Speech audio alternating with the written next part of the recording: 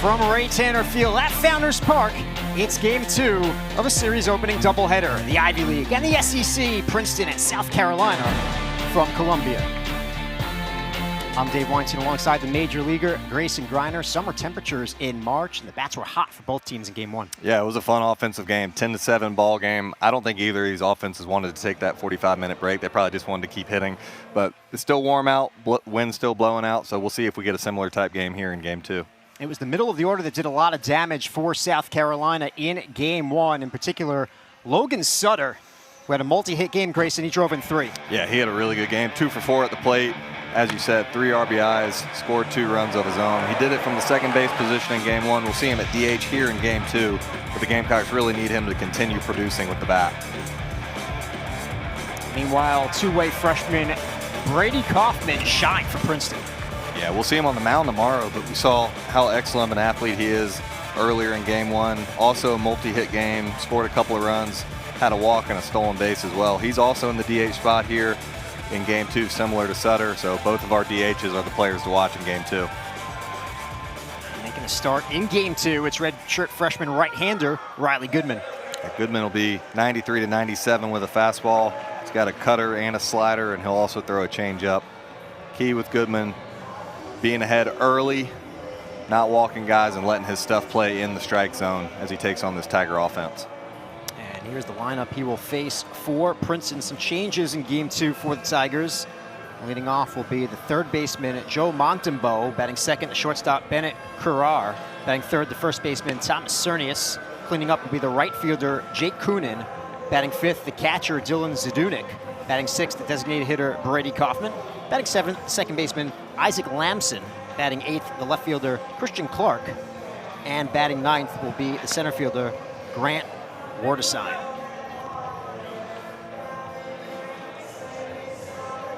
It's just about ready for first pitch of game 2 between South Carolina and Princeton. South Carolina took game 1 10-7. Both teams had 13 hits. Temperatures remain in the low 80s at the start of game 2. A little more cloud cover here than we had in game 1. Still got that wind blowing out gently to left.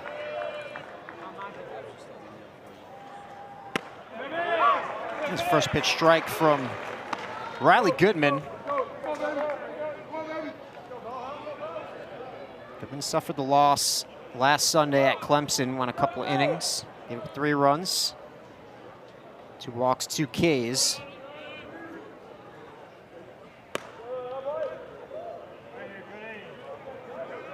Move up to Saturday in this series. Montembeau at the plate for the Tigers, freshman from Brookhaven, Georgia. It's 1 for 4 with a walk in game 1. Scored a couple of runs. Hit second, but leading off in this one. He got the first hit of the game, top of the first, earlier this afternoon. 2-2 the count on Montembeau.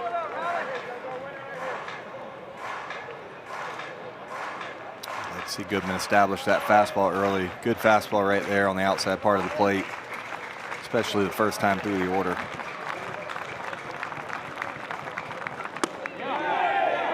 Did he go? No.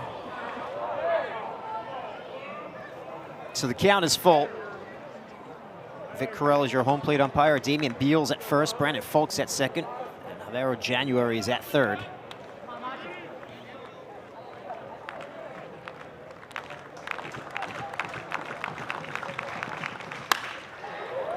To short, Scobie. Throw is handled at first by Hollins. 1 down. In the field for game 2 for the Gamecocks, Lazama, Bach, and Jamison left to right in the outfield. Harmon's at third, Scobie's at short. Craddock getting the start at second. Hollins at first. And LeCroy is again behind the plate. The only difference was Craddock and Sutter swapping between DH and second base here in game 2. I thought we might see maybe LeCroy at DH, but it looks like he's going to catch all 18, Grayson, unless this one becomes a blowout. Yeah, it's looking that way. He's He's earned it, and as long as he's feeling good, why not?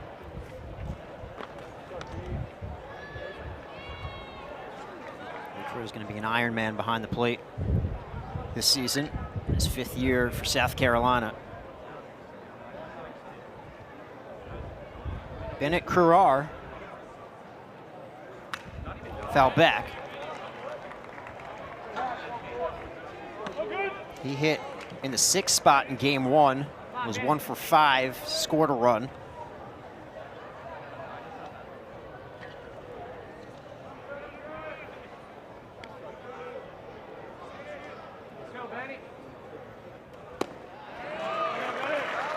One and 2 the count. Kruar had that loud line out to Scobie as well in that inning. The Gamecocks were able to get out of the jam, finished off with Bo Holland's diving play in the hole.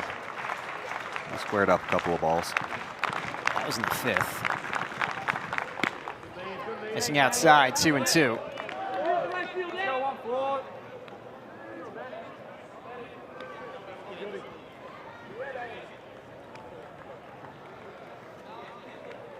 Goodman 0-2 in the season, was excellent opening day against NKU. Had a no decision in that one. Went 3 2/3, didn't give up a run. 70 pitches, and then took a loss against Army. Went 3 2/3 in that start. As I mentioned, 2 innings in his last start at Clemson.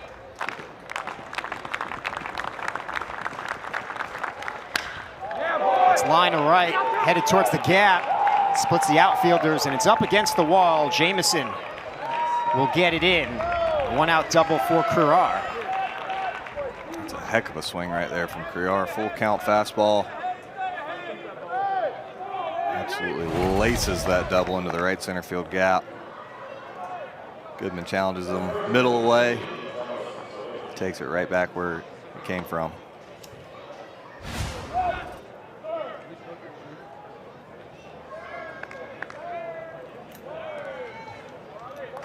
Princeton scored 2 in the top of the 1st of game 1. Threatening here, top of the 1st of game 2. This is Cernius. Going inside. Cernius had a multi-hit game. He was 2 for 5 earlier this afternoon. Average up to 316.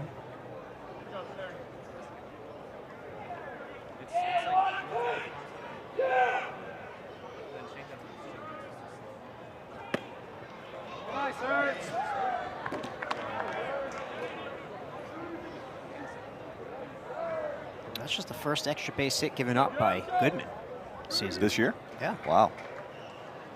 Here pitch 1-6.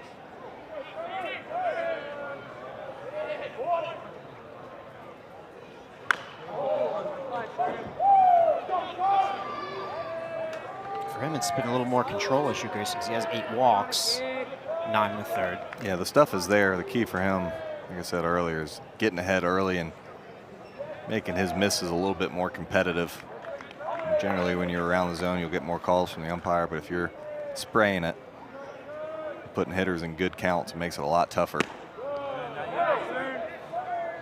Drives up your pitch count, makes it difficult for you to go deep into games. He's gone to ball 3 on Cernius. Freshman from California.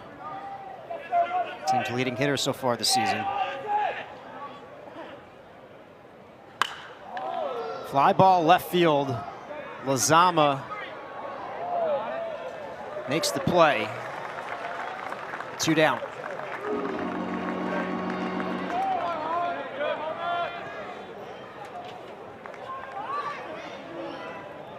So look for a 2-out RBI from cleanup hitter, the lone senior, Jake Coonan. Out of Winston-Salem, North Carolina. Coonan drove in a run in the first inning of game 1. He had an RBI double. This is his only hit of the game. He did walk as well.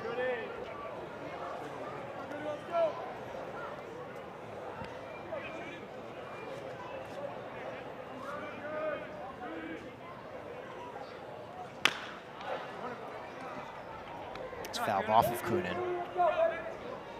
He's a Princeton legacy player. His dad, Jason, played for Coach Bradley as well. He was class of 1999.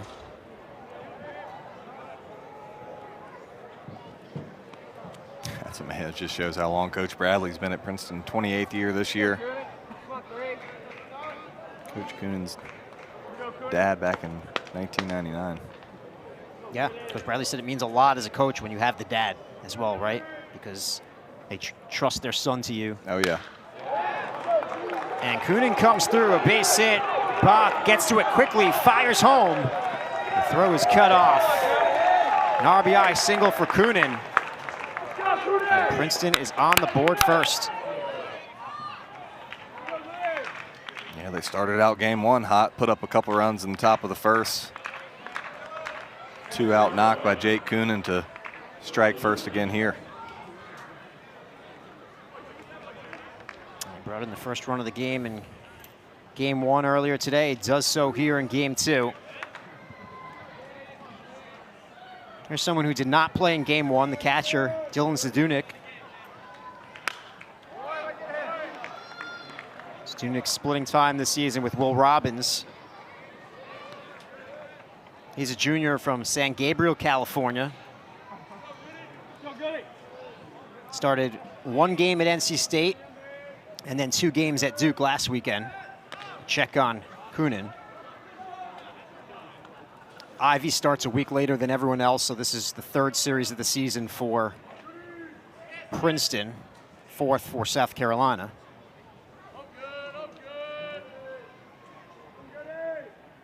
It's been all power competition for the Tigers. There goes the runner, the throw from LeCroy. He's on target, but a little late. A stolen base for Coonan. We saw the Tigers be pretty aggressive in game one. Coonan had 2 stolen bases in game one. Brady Kaufman had 1. And Wertheim got thrown out, so they had 4 attempts and were successful in 3 of them. And they came into today just 3 for 6 in the season. Fouled off.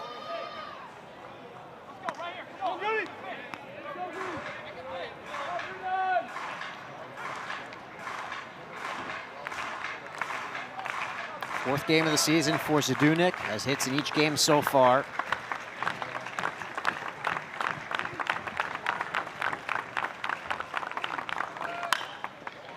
Served out to right, Jamison's there.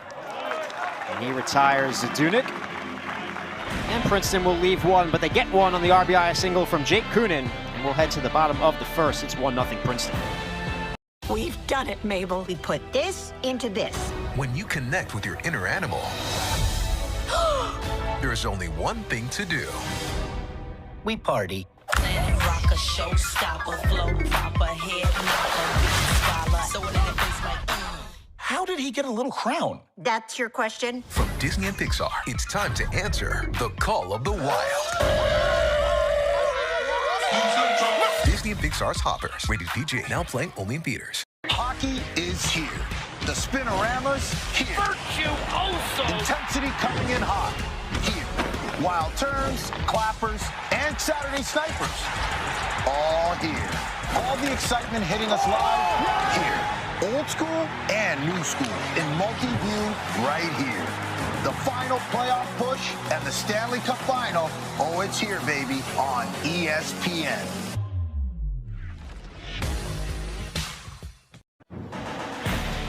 On the mound for the Tigers, sophomore right-hander from Lexington, Massachusetts, Liam Kineen. Kineen will have a low 90s fastball. He's got a good feel for his breaking ball and his changeup. Pitched a lot as a freshman last year and in the New England Collegiate League as well, and a couple of outings in the Cape Cod League. Command hasn't been so good so far this year as it usually is. He's usually more of a strike thrower. 11 walks in 7 innings pitched. If he's in the zone, though, he can be tough.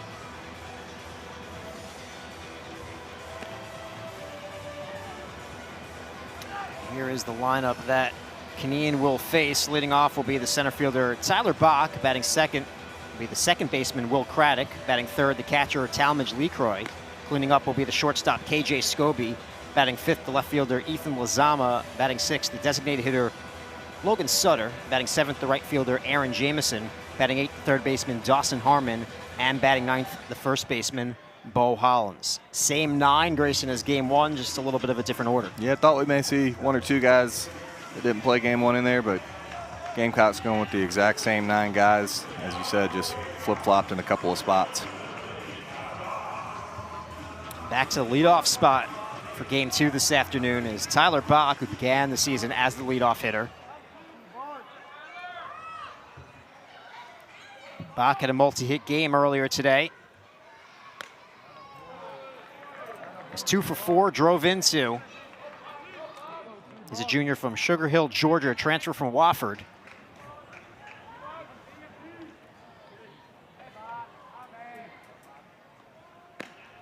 Pitch outside. Canine 0-1 with an inflated ERA. He's had some trouble so far this season. Last Saturday at Duke, 4 innings, 3 hits, 4 runs, controlled the issue, 8 walks, 3 strikeouts, threw 102 pitches. It was a no decision. Got hit in his first start of the season 2 weeks ago, though, at NC State. In 3 innings, gave up 8 runs on 7 hits, suffered the loss. So some improvement from first start to second start, though command was off. He's missing up and arm side here. First 4 pitches to Bach as he draws a walk. Defensive alignment for Princeton. Left to right in the outfield, it's Clark, Wardesheim, and Coonan. Montembeau's at third, Currar is at short, Lamson's at second, Cernius at first, and Zadunik is behind the plate. It's 1 on, nobody out. This is Will Craddock.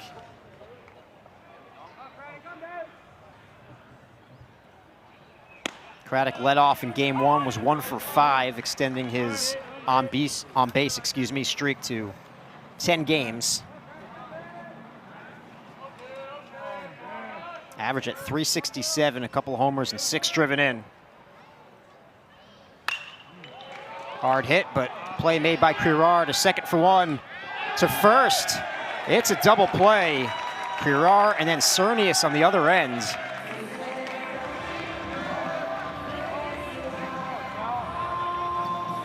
Pretty smart play right there. Currar probably could have caught that ball in the air, but catches it on the short hop. Able to turn an easy double play off the bat of Craddock. Hits it pretty hard, but that's a 6-4-3.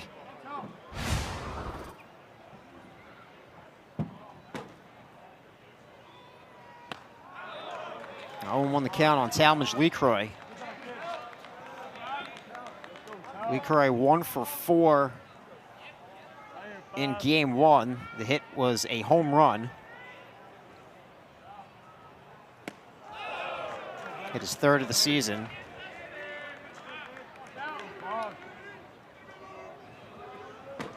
Solo shot in his first at bat in the bottom of the 1st. He's also hit by a pitch and scored a run in the 7th. Seeing a heavy dose of breaking balls here from Canine. First couple of pitches. Good job by Canine getting in on the hands of Craddock. That's really where you can get Craddock right now. He's able to induce the double play. Pitches up high to Lecroy, 1-2 the count. Keep it simple, Lee. Here we go. Opponents hitting .417 against Canine so far this season. Looking to bring that number down today.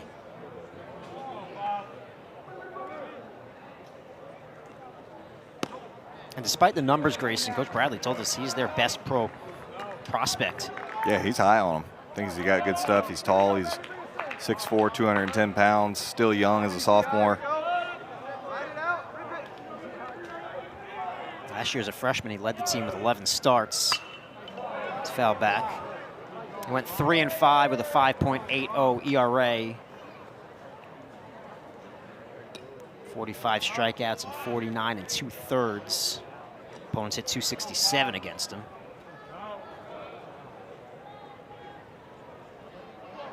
solid freshman season. 2-2 the count on LeCroy. Popped up foul territory. Oh, diving effort made by the second baseman, Lamson. Almost got there. Yeah, that was a great. We've seen game one, we saw 5 or 6 almost highlight reel plays that just missed, and we almost had another one right there. You know what my favorite one was? What's that? Gregoire off the mound. Yeah, me too. We never see those guys laying out full extension.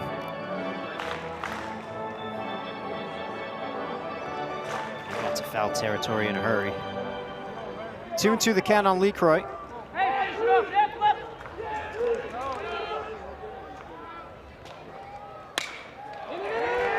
Lofted into right field. Coming in to make the play is Coonan. And that'll do it for the Gamecocks in the bottom of the first. We'll head to the second. 1-0 Princeton. Here at the University of South Carolina, I didn't have to choose between playing D1 ball and law school. You know, ever since I came here, my world just started expanding. They put me on this hallway with a bunch of doors, and then every door could be an opportunity. It's been a whole community of people who helped me transform my competitiveness on the court to doing meaningful work. I came here as a competitor. I left more certain of who I am and the impact I want to make.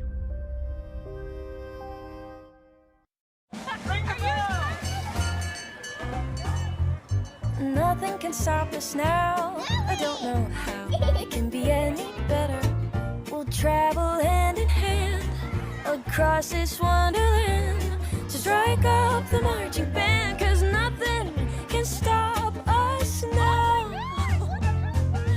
Don't wait to make memories that last a lifetime during the 70th celebration at the happiest place on earth. That's right. I'm getting in shape for the Oscars. And I'm not the only one. We're on a mission. Come on, just 12 more miles. Let's go. Just play the game. People's Choice Award won a marathon last week. Hockey is here. The Spinoramas, here. Intensity coming in hot, here. The final playoff push and the Stanley Cup final. Oh, it's here, baby, on ESPN. Legendary Scott Bradley, 28 seasons as a head coach at Princeton, 7 Ivy League titles, 7 tournament appearances. Consistent winner. Broke into the majors in 1984 with the Yankees. He played his college ball at UNC. Played in the major leagues from 84 to 92. Coached in the minors for a couple seasons and then took the head job at Princeton in the summer of 1997. Comes from quite a family. His older brother is former U.S.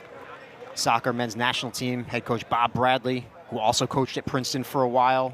His younger brother Jeff, a former baseball writer, and his nephew is Michael Bradley, Bob's son, the former captain of the U.S. national team, now the head coach of the New York Red Bulls in MLS. Told us some great stories that we'll relay to you throughout the series about his family, Grayson. Yeah, he did. He was fantastic to talk to. There's no doubt the two men in the head coaching spots in this game. Another good 2-strike piece by Brady Kaufman. He's having a heck of a day. I was gonna say, there's no doubt the two head men in these dugouts were born to coach baseball.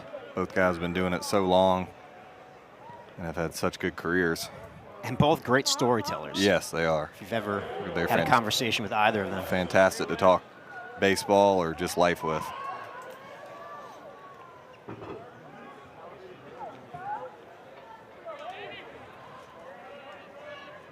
First at bat of the day for Isaac Lamson. Did not play in game one. He's a sophomore from Massachusetts. Started 3 of the 4 games at Duke last weekend. Went 2 for 11 with 3 walks, stole a base.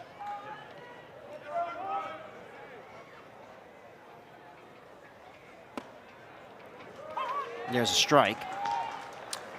Goodman's going to need to be a little quicker to the plate. Kaufman stole a bag in game one. We've already seen one from Coonan. If he goes with that high leg lift, they're going to keep running. Lamson stays alive.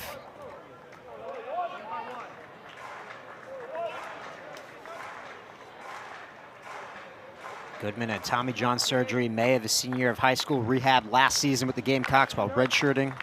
Began this season as the Friday starter. Here's your check on Kaufman.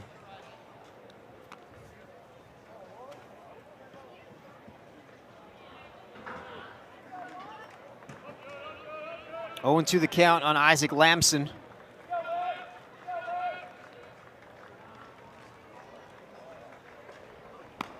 Pitch up high. Now, Lamson has played a big role in both their wins this season. His big game was last weekend on Sunday, an RBI single to tie the game in the 8th and a bases-loaded walk to give the Tigers the lead in the 9th. It proved to be the game-winning RBI against Duke.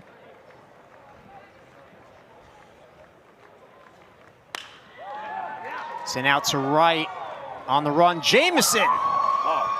Great effort. It's a foul ball. That's another one, Dave. One of these, somebody's going to come up with it. Full extension from Jamison. He made a diving effort in game 1 towards the corner as well. He did, and there was a ball up against the padding that he almost caught. Lamson just misses extra bases here. Heck of an effort.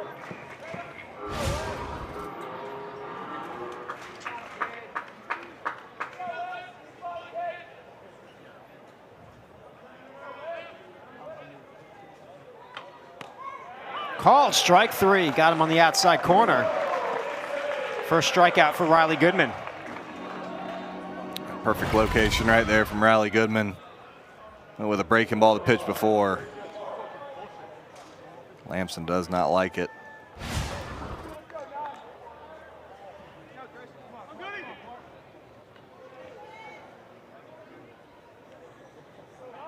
One on, one down for Christian Clark.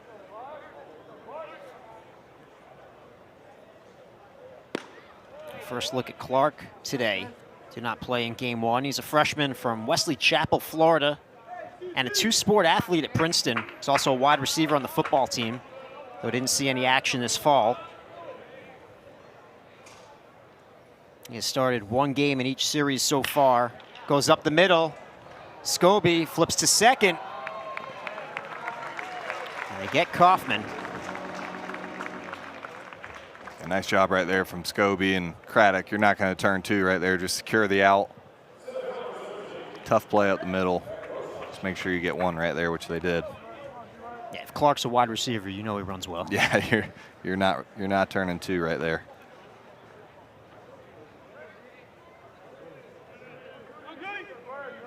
Here's the number 9 hitter, Wardesine.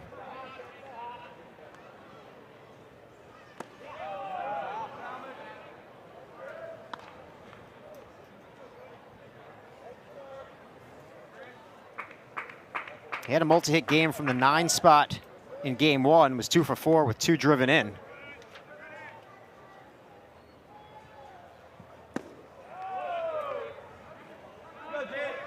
Two know the count.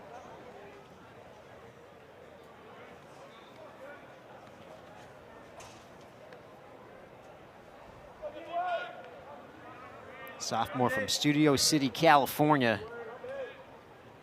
7th start of the season. Oof. That gets LeCroy.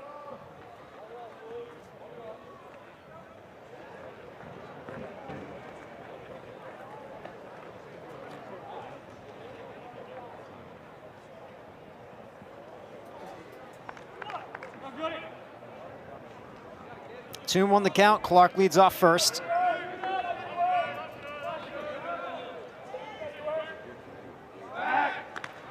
Check on him, almost got him. That was close.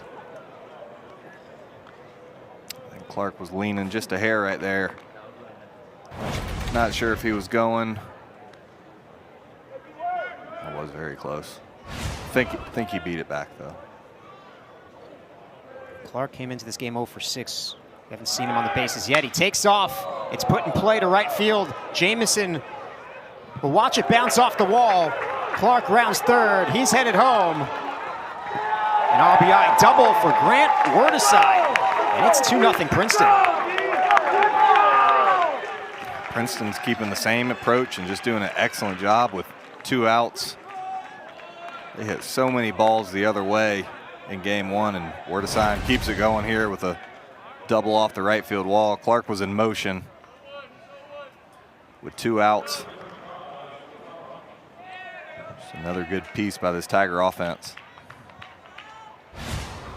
And like game 1, a 2-0 lead early for Princeton.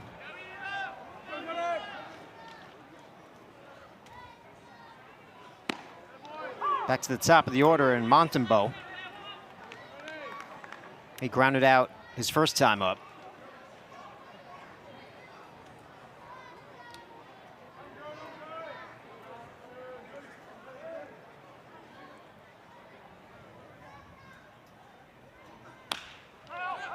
That's a foul ball. Certainly not intimidated to play South Carolina because their schedule has only included power teams so far. They opened the season in Raleigh at NC State last weekend, 4 games in Durham against Duke. They kind of made it part of their mantra, go back up to Princeton, go through their week of class, get on a bus, come down south and play a Power 4 team. And they took 1 game in each of those first 2 series. Both of those wins were on Sundays. They had a couple 1 or 2 run losses, and they played both teams fairly well. Coach Bradley said we could have taken the series at NC State. Yeah.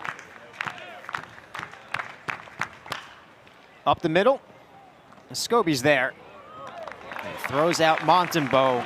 So Princeton will leave 1, but they get 1 on the RBI double from Wordasine. We'll go to the bottom of the second. 2-0 Tigers.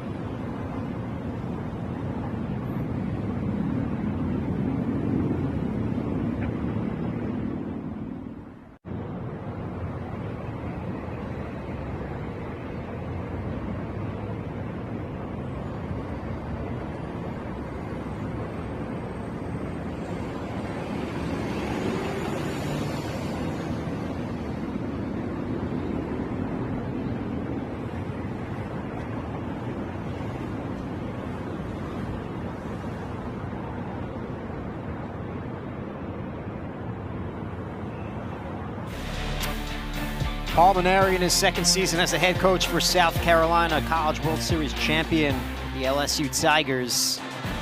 The active leader in career wins in Division I, 6 College World Series appearances, 5 of those with LSU, 1 with Notre Dame. While he was with LSU, he brought Princeton down a couple of times at Baton Rouge. Yeah, Princeton loves coming down south early in the year, a lot of these northern teams, but Princeton more so against Power 4 competition. As you said, Coach Maneri at LSU hosted Coach Bradley and his team multiple times. KJ Scobie at the plate, multi-hit game earlier today. Leads the team in that category. Chop to second. Lamson, the underhand flip. 1 away.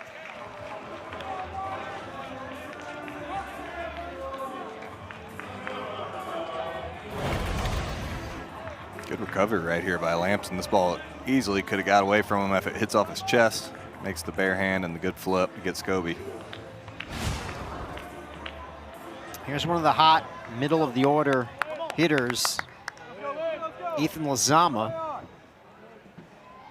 We're talking about players to watch earlier. Grayson picked Sutter, but really had a choice of a couple of them. Lazama certainly a worthy candidate. Yeah, had a couple of knocks and a walk in game 1, scored 2 runs.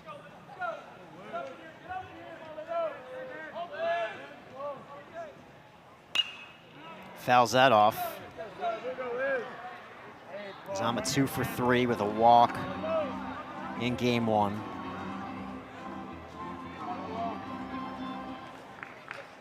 So that was his 5th multi-hit game of the season and 4th in the last 7 games. Had 3 hits in the midweeks.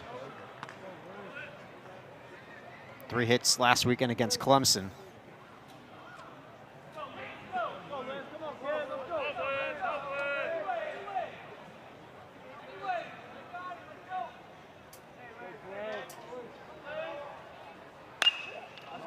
Hits that deep to right field. Coonan on the run. Oh, he makes the play, leaping up against the wall. 2 down. Yeah, I thought Lizama may have got his first one there. Breaking ball down and in. Doesn't quite get all of it. Really nice play out there by Coonan. Tosses it up onto the berm after making a nice catch. Coonan, who played second in game 1 out in right field here for game 2. Showing off his versatility. Yeah, part of the versatility Coach Bradley talked about is having such a small roster. Guys have to be ready and able to play all over the field.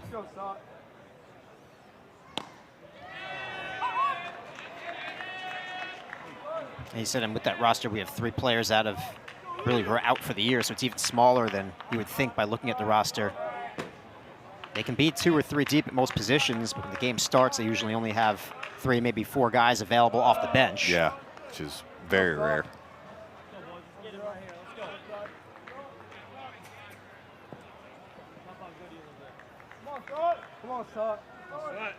Makes making moves tough, especially if you get to some extra inning games.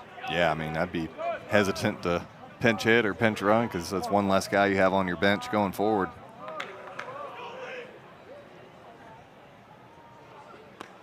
Sutter.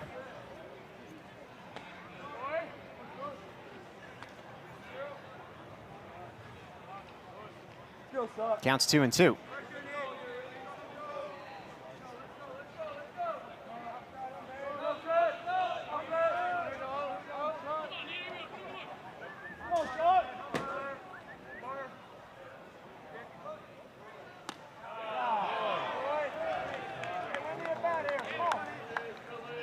Kane does not get it.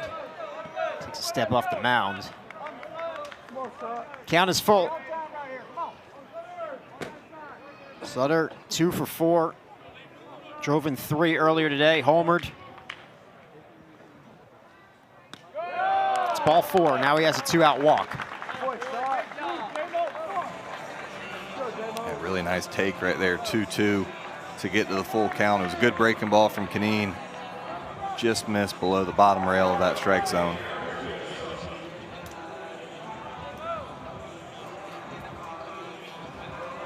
So base runner for Aaron Jamison,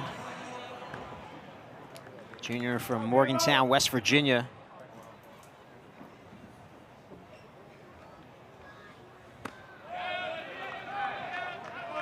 Oh, 0-1 the count.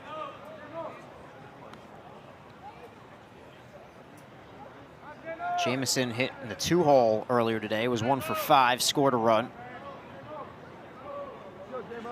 Batting 7th in this game.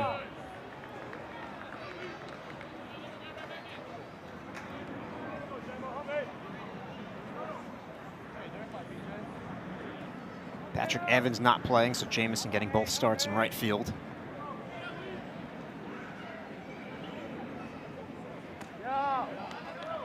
Throw down from Zadunik. Sutter gets back. I don't know if Damian Beal could have been in a better position right there. I mean, he was a foot from the bag.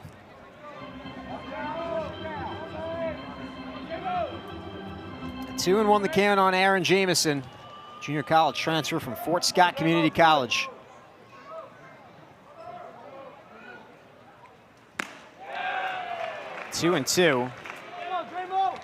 Swings through 89. Go, J-Mo. Go, J-Mo, right here. Sutter takes his lead off first.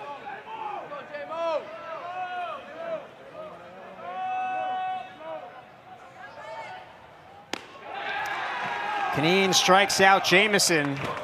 2 scoreless for the Princeton right-hander. And we will head to the top of the third. It's 2-0 Tigers. Yeah, Jamison's been struggling with that fastball up today. Caneen goes back to it right there with 2 strikes and gets him to chase above the letters right there. Princeton still leads 2-0 going to the top of the third.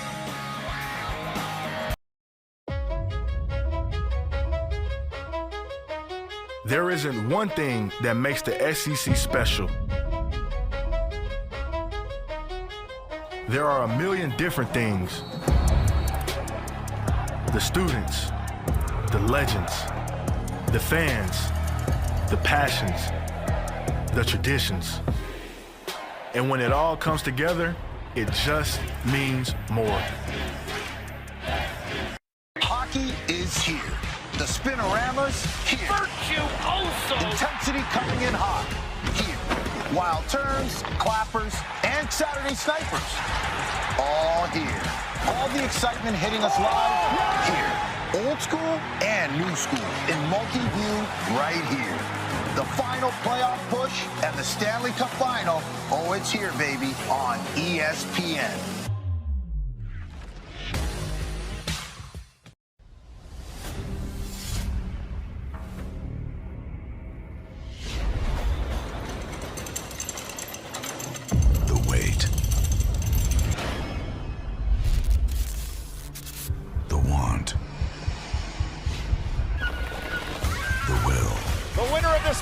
Goes on to WrestleMania. The Windy City. Stream Elimination Chamber. Available now on the ESPN app with the ESPN Unlimited plan. Riley Goodman takes the mound for the top of the third. 43 pitches so far. He's given up 2 runs. RBI single in the first and RBI double in the second.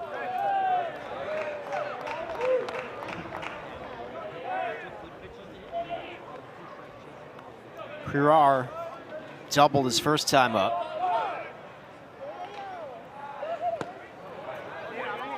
One and 1 the count.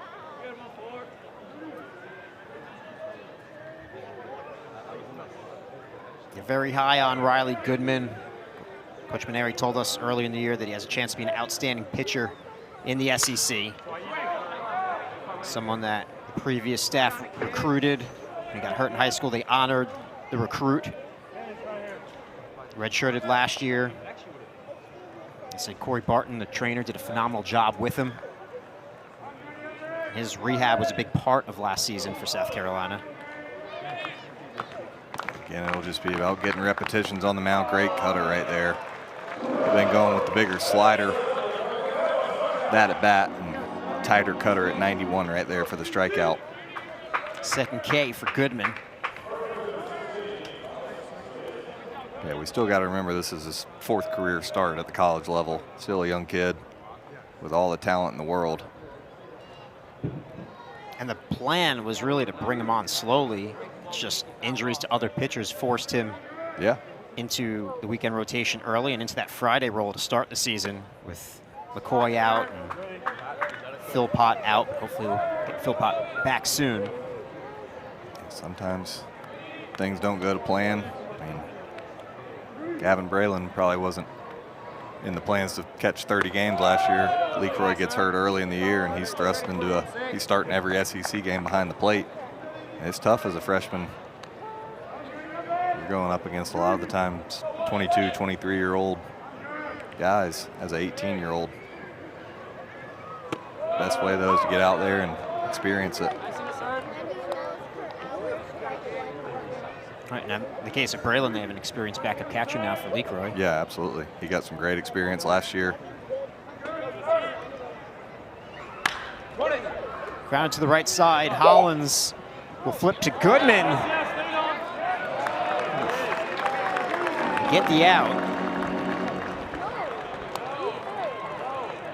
Goodman's okay. That was kind of a awkward stretch with his leg to make sure he got the bag. Looks like he's fine.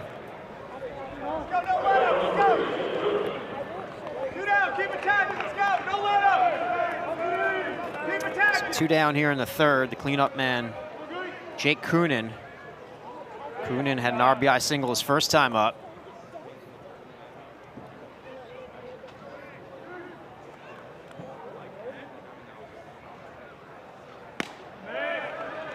Swings through 92.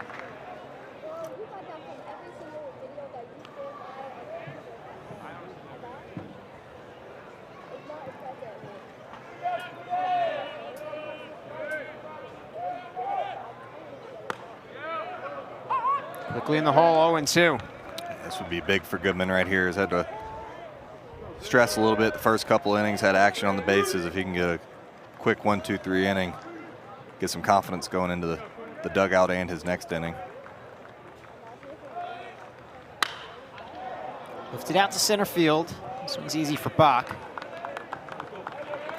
And it's a 1-2-3 third for Riley Goodman. We will head to the bottom of the third from Founders Park. The score remains 2-0 Princeton.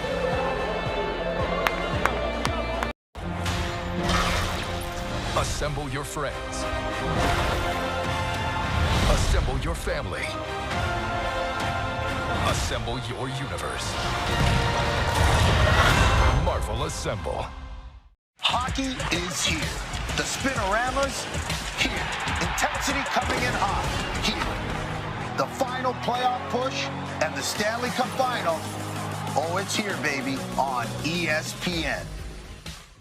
All you got to do is go, what's up? What's that? Go practice. Yes! No more sad sack. Full-on fun sack. That's what I'm talking about. What time is it? It's time for something magnificent. Something big. Something with a purpose. The Oscars, live March 15th on ABC and Hulu. Hosted by me, Conan O'Brien. American Idol can change my life, and I'm ready for it. I love singing. I love getting on the stage. The excitement. I love the pressure of it. We're making dreams come true. Thank you. American Idol, new Monday on ABC. Sophomore Liam Kineen got his first college win March 2nd last season. It was at then number 12 Wake Forest. Impressed a lot as a freshman. His best start was 7 shutout innings and a win against Dartmouth. He's out of Boston College High School where he tossed 2 no-hitters, was a part of a third, won a state title there. Was also a good hockey player. Baseball and hockey, not a combo you see often Grayson down south. No, not at all. You can see what makes him effective. Tall guy at 6'4".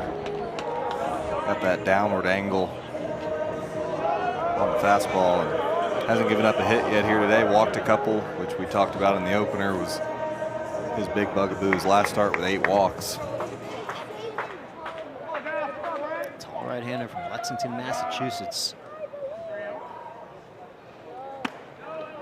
His father, Sean, played football at UMass. Liam, a baseball and hockey guy. Dawson Harmon at the plate. He was 1 for 3 with a walk in game 1 earlier this afternoon. The hit was a 2-run triple in the 7th.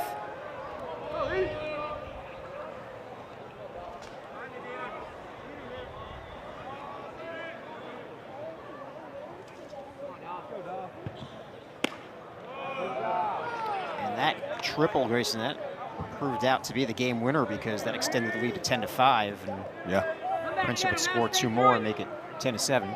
Yeah, ended up being a really big hit, and I think the Gamecock staff's hoping it catapults Harmon. Gets plunked there, 3-0.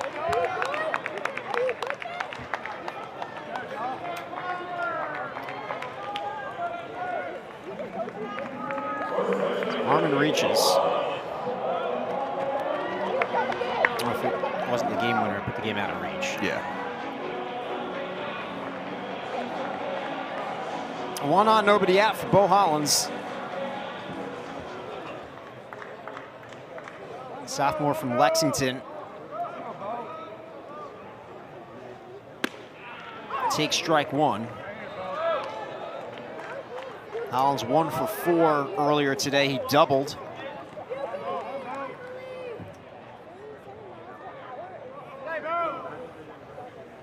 First extra base hit of the season.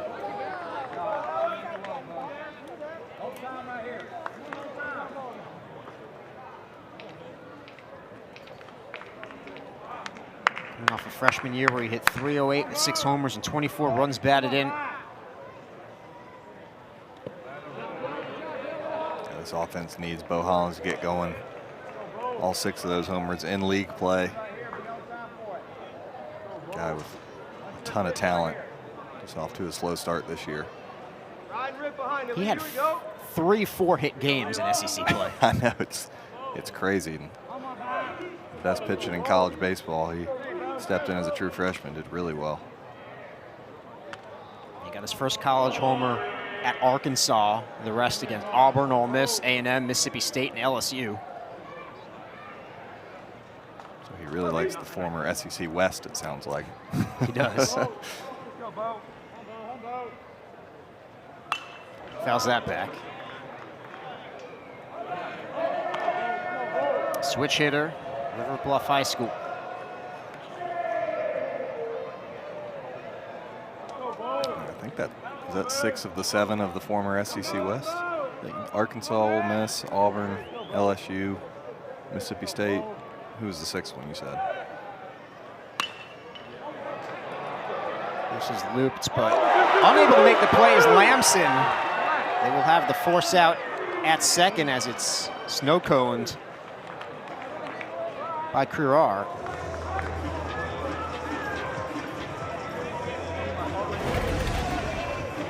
Gets jammed right here on a breaking ball.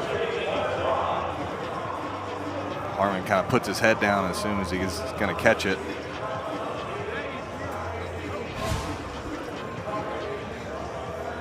To answer your question, Grayson, I had Arkansas, Auburn, Ole Miss, A&M, Mississippi State, A&M, okay. and LSU. Yeah. The home run victims.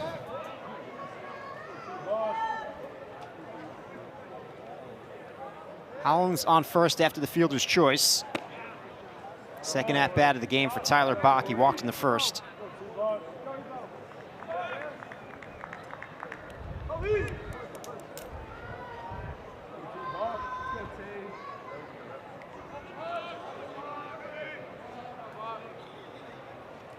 So that's not that bad, I guess I should say. Second time to the plate. Yeah, plate appearance. Yeah.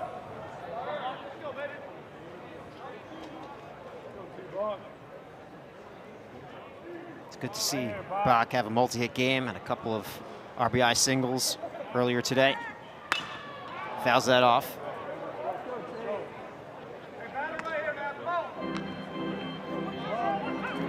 It's 17 multi-hit games last year for Wofford. Finished the season really strong for the Terriers. 11 of those were in the month of May.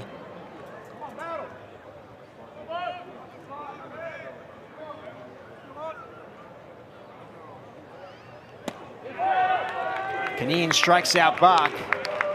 Second strikeout for Kaneen. Kaneen amped up on that one a little bit. He had been 89 to kind of 91. Goes 93 right there to Bach. Swings over the top of it for the second out.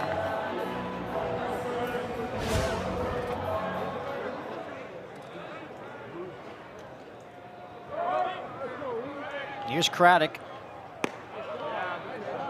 Missing outside. Craddock bounced into a 6-4-3 double play in the first. He's 0 for 1.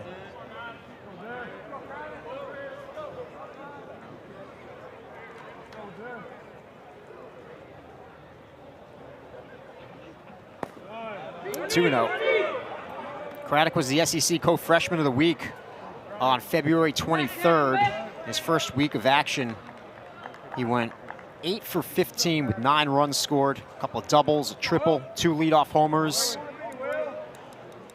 6 runs batted in his debut week. It's gonna be hard to top that for your first week in college. hard to top his first game, his debut game against Gardner-Webb. 3 for 3 with 2 walks, on base 5 times. Tripled, scored 4 runs. Announced his arrival.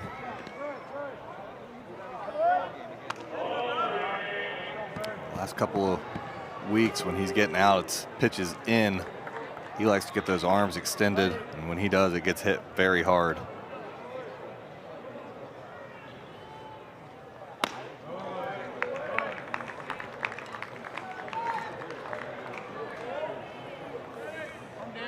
Coach Maneri told us when you watch batting practice, he hits them as far as anybody.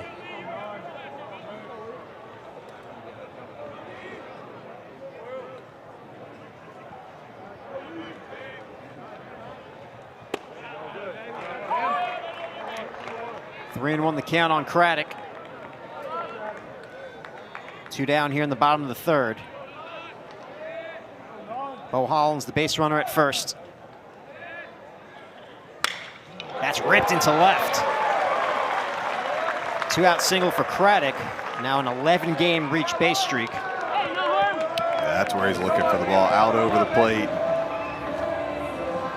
As you said, Dave, he can hit it as hard and as far as anybody on this team. 108 off the bat right there through the 6-hole.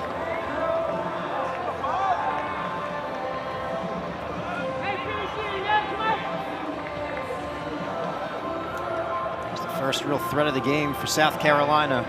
2 on, 2 down. Number 3 hitter at the plate, Talmadge LeCroy.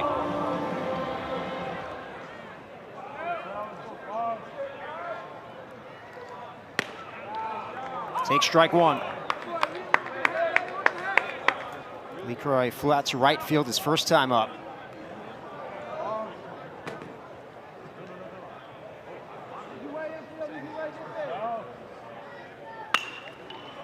Grounded to first. Cernius will take care of it himself.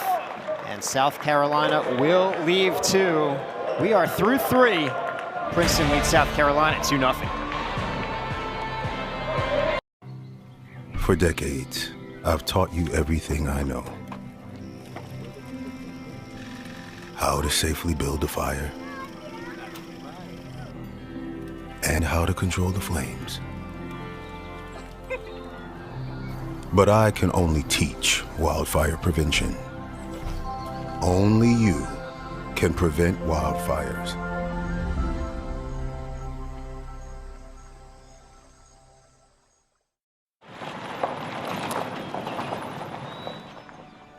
You need some help? Your tow chains are a little loose. Could spark a wildfire. I could show you how to secure them properly if you'd like. Sure. Thanks a lot. Anytime. You should check out SmokeyBear.com. They've got a bunch of tips on wildfire prevention. Only you can prevent wildfires. Be right there. Wait. Use the shovel and bucket of water, remember? Drown, stir, drown, feel. Then make sure it's cool. Where'd you learn that? SmokeyBear.com. Brushed up on some tips before we left. Don't want to start a wildfire, right? Only you can prevent wildfires. 5, 6, and 7 due up before Princeton, starting with Dylan Zadunik, one half of their catching combo. Grayson, our call with Coach Bradley, you asked him about the catching split, and he said coming to the year they thought Will Robbins was going to be their main guy. Zadunik has had some injuries, but has really improved since the fall. And Will Robbins had a chance to play last year when Jake Bold, who was signed by the Padres, got nicked up at the end, did a nice job. Now Dylan has worked himself into a role, and they're looking basically at, you know, how each handles certain pitchers who swing the bat better. Not really necessarily a 1 and a 2. Yeah, I was more curious if there was a true starter or a true backup. I'm sure Coach Bradley, being a former big league catcher for many years, keeps a close eye on those two guys and how they're handling the pitching staff. And that's important when you find a catcher that really gels with a pitcher. You'd like them to kind of stick together and catch all his starts. Sounds like we're going to see Zadunik again tomorrow with Kaufman on the mound. He's been catching Brady Kaufman, so maybe getting 2 out of 3 games Yep. this series, even though it was Robbins who started game 1. But again, not a 1 and a 2. It's really like a 1A and a 1B. Yeah, absolutely. I think a lot of it will be who's swinging the bat better, and like we said, if there are certain matchups where guys have a better rapport with a certain pitcher, they may get more of those games. It's a 3-1 count on Zadunik, who flat to right field his first time up. That's grounded foul.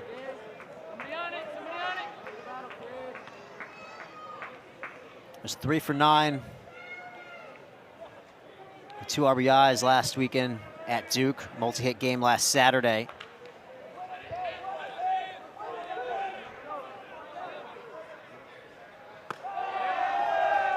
Ball 4.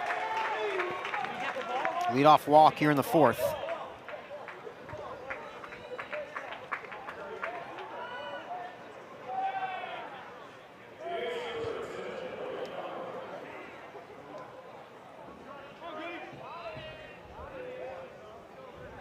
First walk issued by Goodman.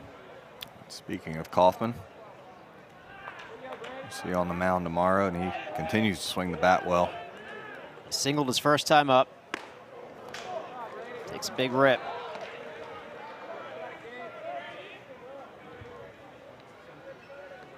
Kaufman had 2 hits earlier today.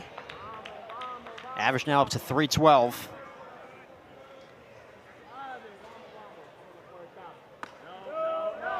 Takes a strike.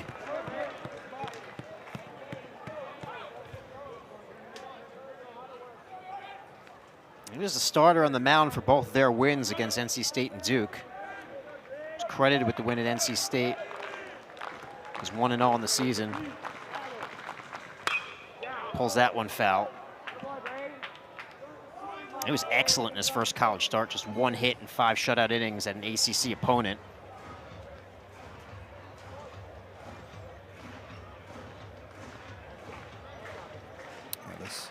Princeton program has a very bright future with Kaufman as a freshman, Cernius as a freshman, and young guys that are going to develop in this program. They started 4 freshmen in game 1. They're starting 5 here in game 2. Like Coach Bradley said, he doesn't really have to worry about them going anywhere. No. They want that Princeton degree. 2-2 the count on Brady Kaufman. Tri-Valley High School, second team All-State selection.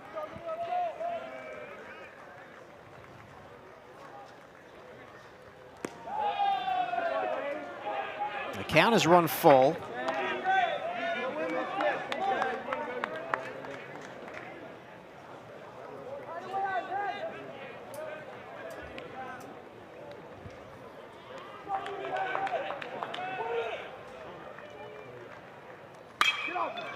Grounded to short. 6, 4, 3, double play. 2 down. Yeah, nice job right there by Scobie securing that ball. It's hit hard, 105 off the bat. If it hit that hard, you got plenty of time to secure it. Make a good flip over to Craddock, who finishes it off to Hollins. Big double play right there for Riley Goodman. Absolutely. Now 2 down, nobody on for Isaac Lamson. Lamson struck out against Goodman his first time up. 3 for 18 on the season. One of those hits a home run.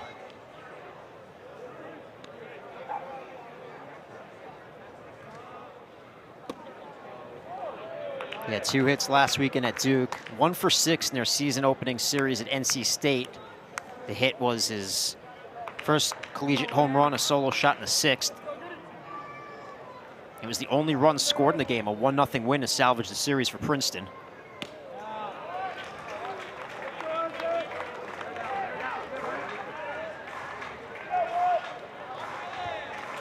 So he's played a big part in both of their wins.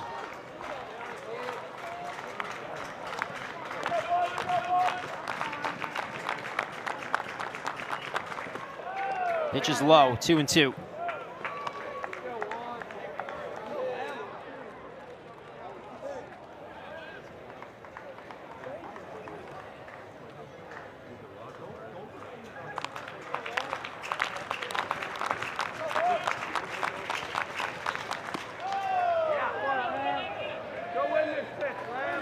It's 3 straight full counts here for Goodman in the 4th. And a walk to Zadunik. Got the double play off Kaufman. Full again here to Lamson.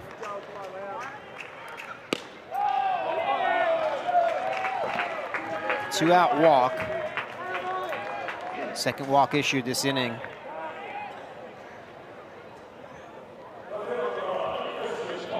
Bring up the number 8 hitter, Christian Clark.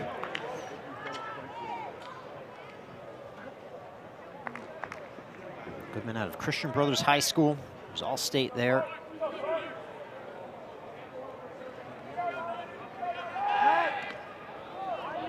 Check on the runner. Ball got away for a moment from Hollins. Lamson has 1 stolen base this season. He's 1 for 2.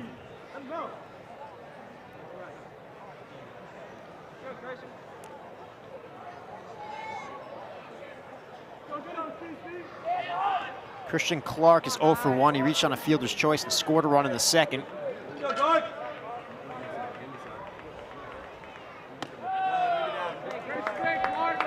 That's ball 1.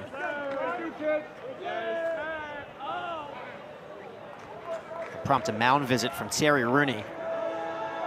His pitch count now Grayson's up to 74. Yeah, he had that clean 3rd inning, but those full counts, each of the first 3 hitters are running that pitch count up a little bit high this inning.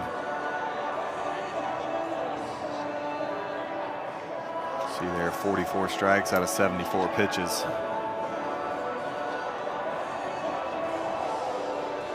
Terry Rooney in his 2nd season as the pitching coach. Has a long history with Paul Maneri. He was a pitching coach and recruiting coordinator under Maneri at LSU in 2007 and 2008.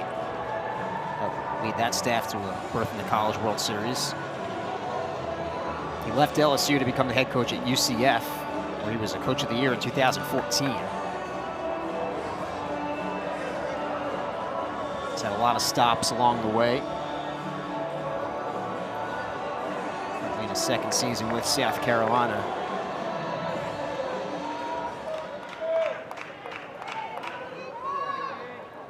One know the count on the number 8 hitter, Christian Clark.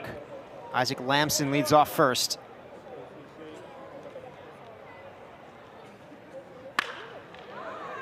Slice foul.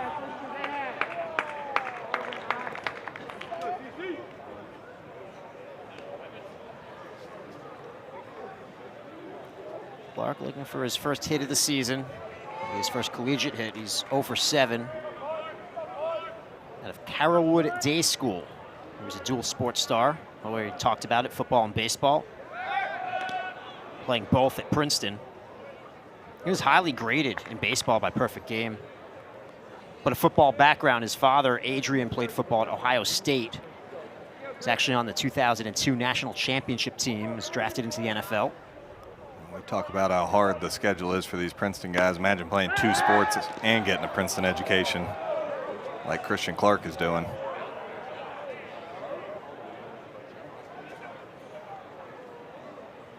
His father was drafted in the 7th round in 2024 by the Philadelphia Eagles. He was a 6'5", 330-pound offensive guard, listed back then, so different body type than Christian. Adrian played in the NFL with the Eagles, the Jets, and the Ravens.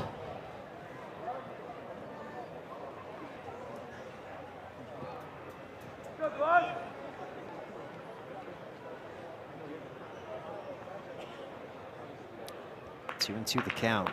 They almost had Lamson off first.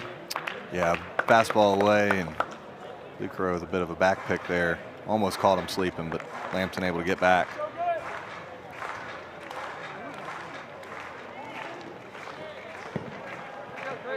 Two balls, 2 strikes, 2 outs here in the top of the 4th. 2-0 Princeton.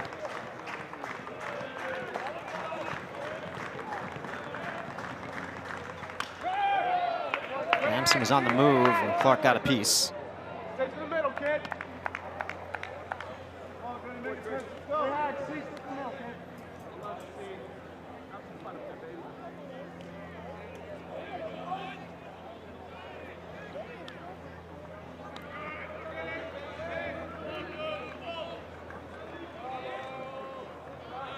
Once again, the 2-2. Off of Goodman, he recovers, he fires to first, in time.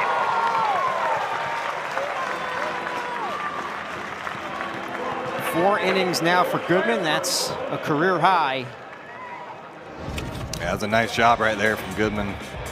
Clark barrels it up, right off the lower leg of Goodman, recovers and fires it over to Hollins to keep this 2-0 going to the bottom of the fourth. RJ Decker, I'm a private investigator. I'd like to ask you a few questions about what happened yesterday. You here to offer me another job? Maybe we dive in together and find something that connects.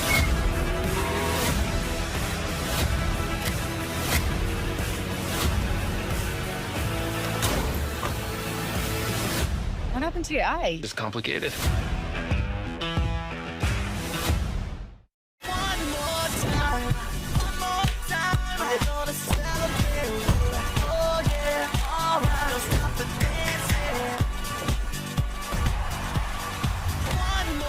Scratch coverage on ESPN. Nothing can stop us now. I don't know how it can be any better. We'll travel hand in hand across this wonderland to strike up the marching band, 'cause nothing can stop us now. Don't wait to make memories that last a lifetime during the 70th celebration at the happiest place on earth. No, it's more like a...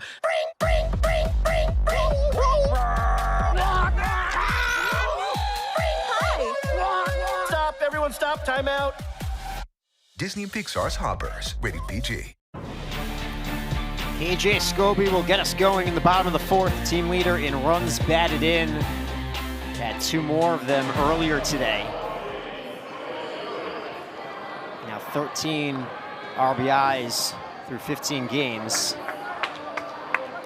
Big game tying homer in the middle innings of game one. Also a double to center field. Attacks the first pitch. Drives up the middle for a base hit. Leadoff single in the fourth. She's doing such a great job of not pulling off, using the whole field. I've seen them past 7 to 10 days. You can think of multiple hits to all different parts of the field, hitting the ball hard. A lot of the times he's at the dish, so good start here for Scobie.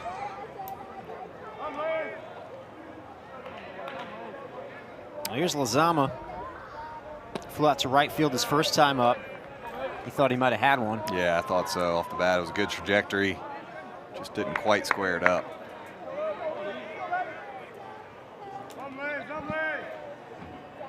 Lozama's on base 3 times in game one. 2 for 3 with a walk. You can hit it, I believe.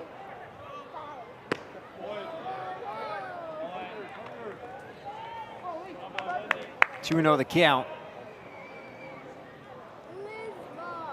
3 scoreless so far from Kineen.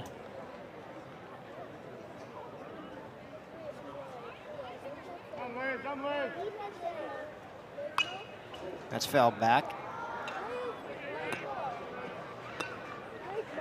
Well, we mentioned earlier, Grayson, some improvement from first start to second start for Kineen. So far, we're seeing improvement from second start to third start. Yeah, I mean, really the main blemish from start number 2 was the 8 walks. Was able to somewhat pitch around it. First start got hit around the yard a little bit against NC State. He's thrown the ball well here today. 2 walks, a hit by pitch, and 2 singles. Obviously hasn't given up a run. And Coach told us that lack of command last week is a little unusual. Yeah, atypical from Kineen. He's normally a guy that's around the strike zone. Seen him, a couple hitters kind of 4-pitch walk, lose control, and then get locked back in. Scobie leads off first, 2-2 the count on Lozama. Drives that out to left. Clark is there.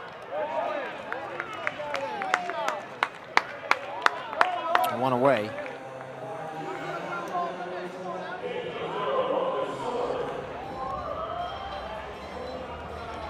Bring up Logan Sutter, who walked in the second, so he continues to get on base.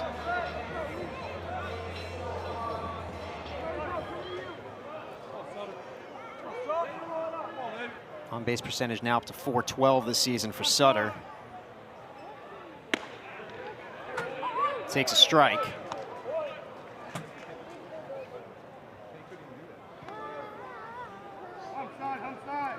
The only Purdue Boilermaker to start all 54 games last season.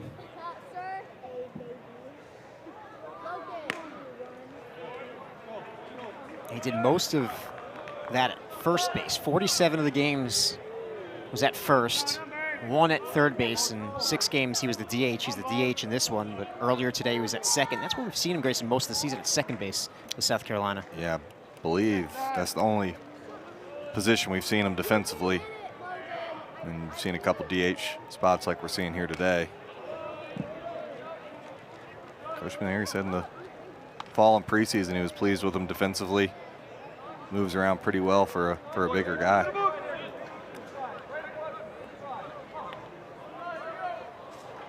Listed at 6'1", 220. Plenty of pop, 3 homers in the season.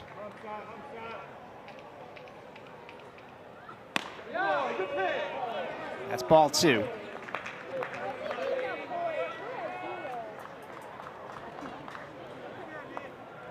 Put up huge numbers last season for Purdue, but even the season before, really big numbers, was their Offensive Player of the Year, 2024. 2 productive seasons after coming over from Folsom Lake College in Sacramento. He was a JUCO All-American there in 2023.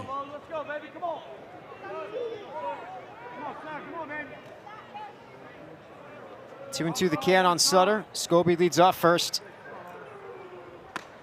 That pitch is inside.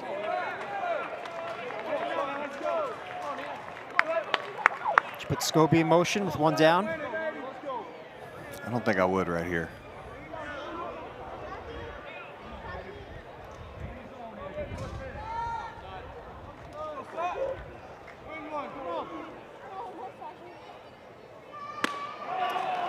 Scobie stays put, and Kineen strikes out Sutter. It's a 2-way. I mean, I don't know if he was trying to go up. Sometimes you get away with those high breaking balls. Almost like a backup breaking ball, and it works more times than not, even though if you're not trying to do it, he's able to get Sutter there for the second out. 3rd strikeout for Kineen. Strike 1 at Jamison. Jameson struck out his first time up. He's 0 for 1.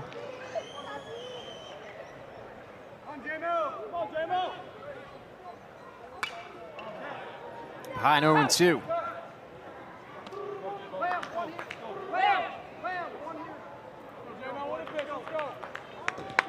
Average at 259, a couple of homers and 4 driven in. One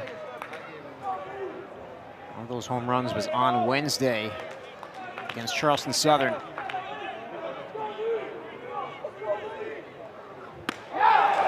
Back-to-back strikeouts for a fired-up Liam Kineen. He's got 4 strikeouts. He's got 4 scoreless innings. Yeah, same pitch he got him on in the second. That high heater. Jameson just unable to lay off of it. Gave up a leadoff single here in the 4th. And then back-to-back strikeouts to end the bottom of the 4th. 2-0 Princeton. All you got to do is go, what's up? What's that? Go practice. Do not ask me how much longer. How much longer, mamacita? Bambi? What do we do? No more sad sack. Full-on fun sack. That's what I'm talking about.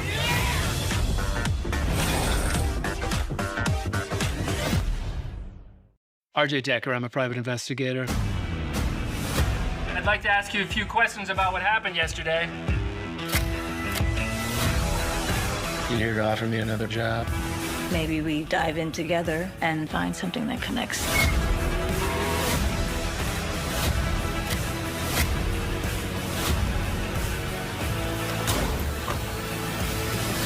What happened to your eye? It's complicated.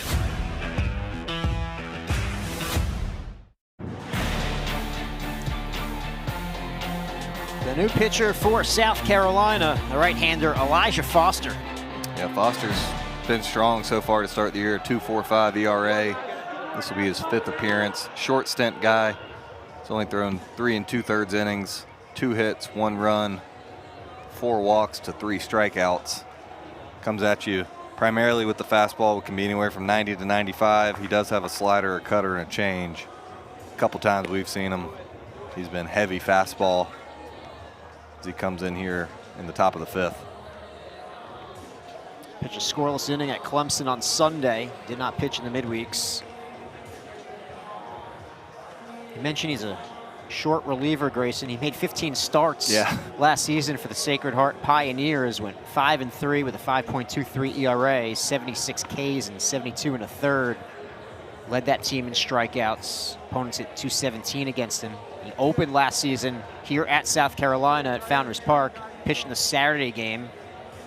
A bit of a tough outing against the Gamecocks. He was let down by his defense some, only lasted 3 innings. He's been a starter in his career, turned into a short reliever here in Columbia. Yeah, Coach Rooney told us, you know, hoping the shorter stints, kind of one plus inning stints, can shore up the command a little bit. He's got the stuff. He's got great stuff. He's hoping to get quality results out of Elijah Foster in his work. And Sacred Heart head coach, Coach Egan, chatted with us last year in that series. Just raved about Foster. Yeah. So he had the best stuff on the staff. Described him as a ball of electricity.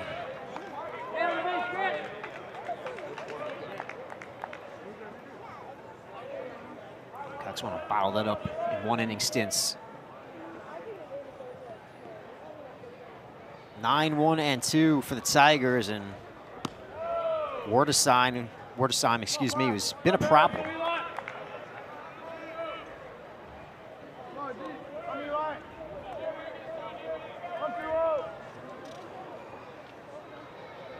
RBI double his first time up. Had a multi-hit game in game 1, all out of the 9 spot. There's the cutter right there. A lot of movement on that cutter.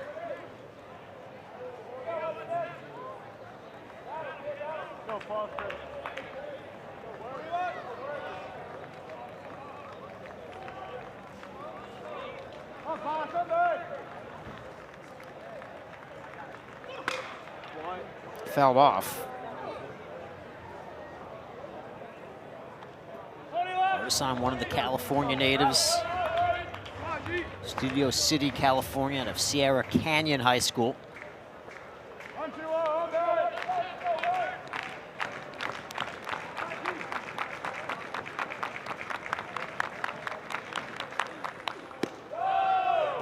Doesn't chase.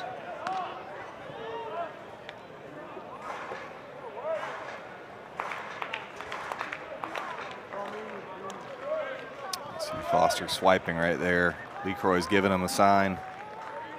He's telling LeCroy he wants something different.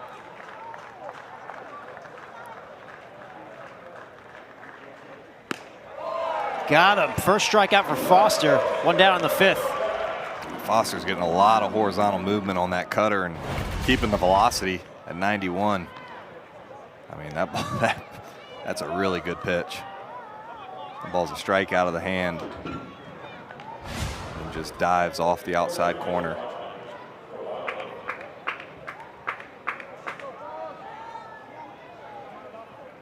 Here's the leadoff man, Joe Montembeau.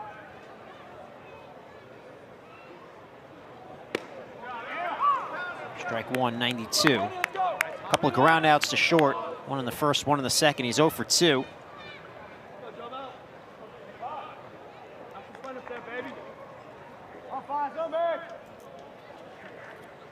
Was a designated hitter in game 1. Starting at third base here in game 2. Can play a lot of different positions.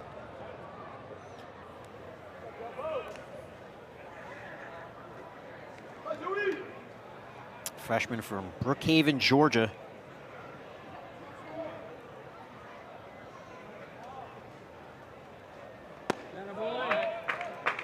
Got his first college hit in the opening series against NC State. It was an RBI single in game 1 to open up the scoring against the Wolfpack. He's out of the Marist School.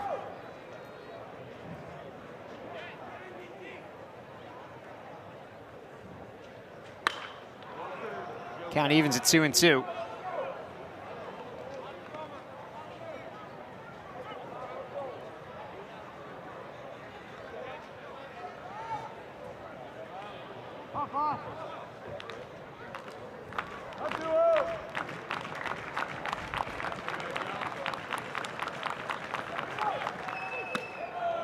Now the count is full.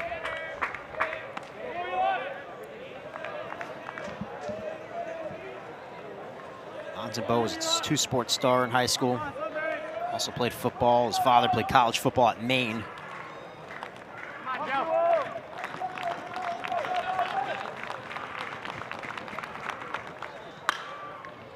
Lifted out to left field. Lazama drifts a bit and makes the play. It's a nice sign right there from Elijah Foster. Full count, he's able to land a breaking ball to get Montembeau to fly out to left field. He's able to command that pitch, the fastball and the cutter. Only bodes well for him and the staff. As the sun sets here in Columbia, Elijah Foster's looking for a 1-2-3 fifth.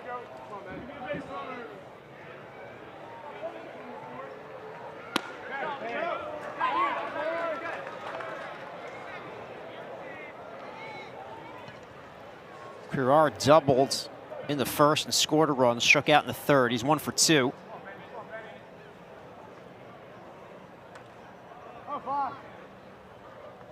Homered twice last weekend at Duke.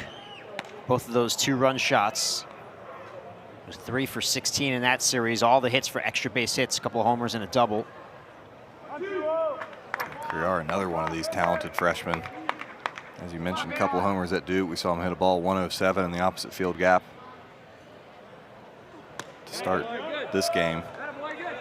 He hit .512 as a senior last season in high school, set a program record and runs batted in. Another multi-sport guy. He played basketball.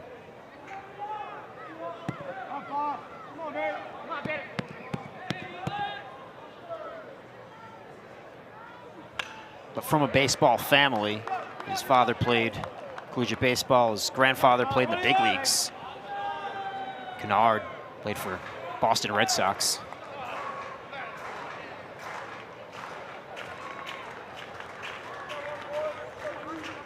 Two balls, 2 strikes, 2 outs here in the fifth.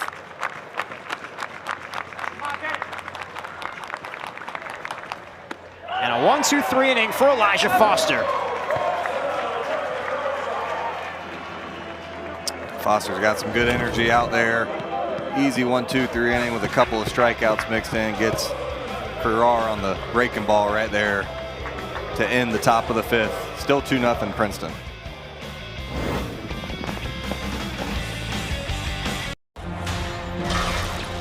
Assemble your friends. Assemble your family. Assemble your universe. Marvel Assemble. Someday, their little hands won't be so little anymore. Until then, let's escape together, hand in hand, on a Disney cruise. Hey, Brian Kenny. Carl, you see this email? Marketing wants us in on a commercial together. It must be about how ESPN is now The home of MLB.TV, all out-of-market games, live or on demand. And all your favorite sports on ESPN? All in one place. You know, it does feel kind of great. Am I being filmed right now? Yeah, we are. My agent's gonna kill me. ESPN is now the home of MLB.tv. All out-of-market games, live or on demand, all in one place. We are halfway through a warm Columbia, South Carolina. Princeton leads South Carolina 2-0. Grayson, for all the offense that we had in game one, combined 26 hits, 13 apiece on both sides. South Carolina put up 10 runs, Princeton put up 7. This one, more of a pitcher's duel, not a lot of offense in game 2. Yeah, for some reason, I've been a part of a lot of these doubleheaders. If it's a slugfest in one of the games, the other game is a pitcher's duel or vice versa. And we're seeing that play out here today. Only 6 hits so far, 4 for Princeton, 2 for South Carolina. Liam Kineen's throwing the ball well for the Tigers. It's interesting because the conditions haven't changed. No, it's still warm, just, the flags are still blowing out. For some reason, it always shakes out that way, I feel like.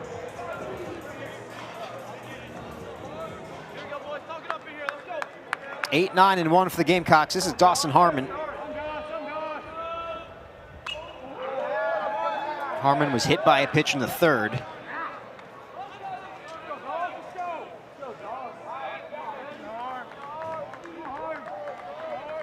RBI double in the midweek on Tuesday against Upstate. Drove in 2 in that game. Did not play Wednesday, had the night off.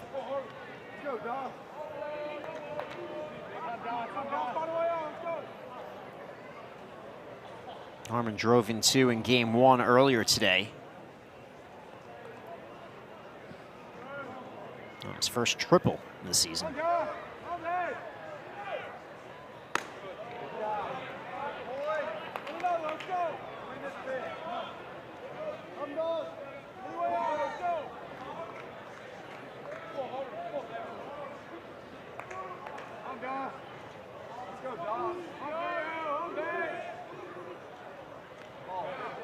Count evens at 2 and 2.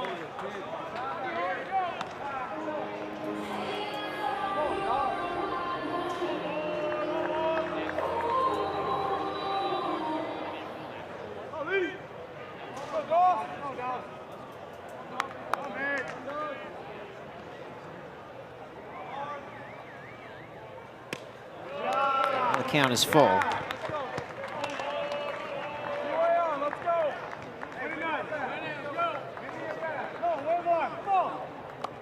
One of 2 brothers playing college baseball. His brother Drake is a senior outfielder at Georgia Southwestern playing D2 ball.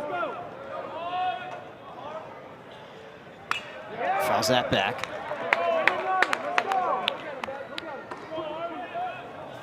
Gamecocks need to get an inning where they got multiple runners on. I feel like it's been about 1 runner per inning. Bach got a race with a double play in the first. 2-out walk in the second. Not much happening in the third or fourth. Harmon spoiling some pitches here, the full count.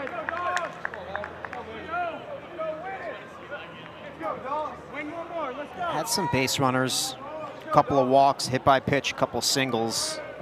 There's no rally. Yeah, just haven't got that, bases loaded, 1-out type situation. Second, third, 1 out. 8th pitch of the at-bat. It's ball 4. That's a nice at-bat right there from Harmon. Was down 0-2. Was able to work a walk. 3rd walk issued by Kineen.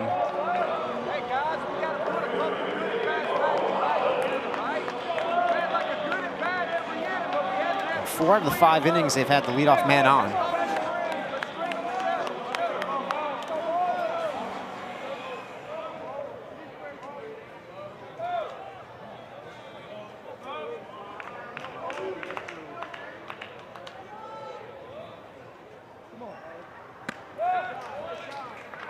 Bo Hollins reached on a fielder's choice in the 3rd. He's 0 for 1.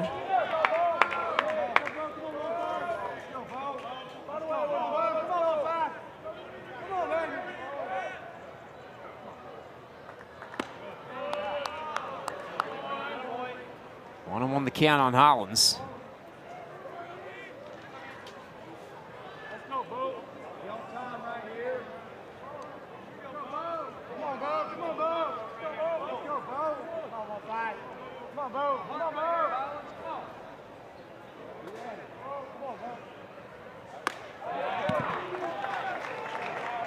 One and 2 the count. Kineen's been able to get a ton of chases and swings and misses with that fastball up. Gets one right there from Bo Hollins as well.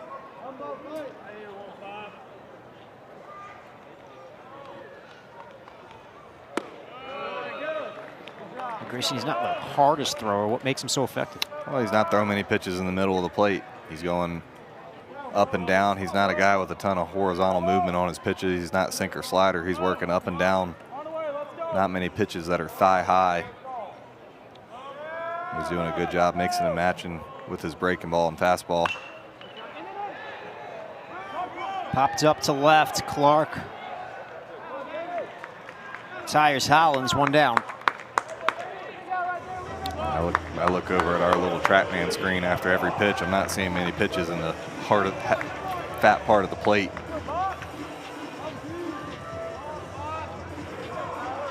After the Gamecocks hit 3 homers in game 1, staying away from that part of the plate. Yep. Here's Tyler Bach.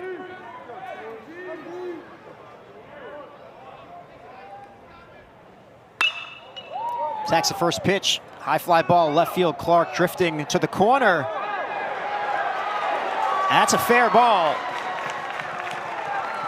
A double for Bach.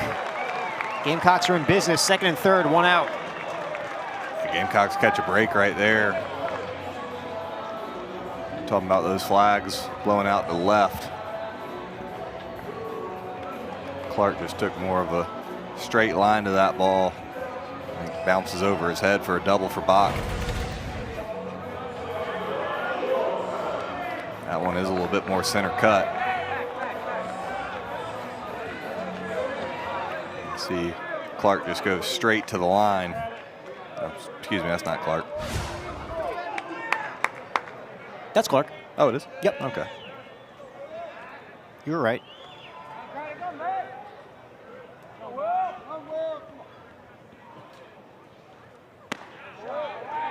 Strike one to Will Craddock.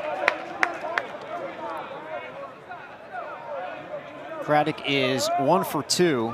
6-4-3 double play in the first. Singled his last time up. That's what we were just talking about. They hadn't had one of these second and third one-out situations. Get one here. See if they can capitalize. Grounded foul. Coach Hendry had to leap over it.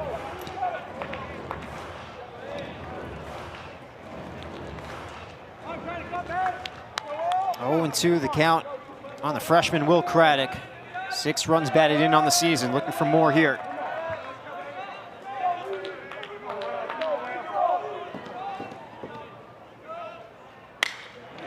Up the middle, Craddock comes through. Harmon scores. Here comes Bach. Craddock drives in 2.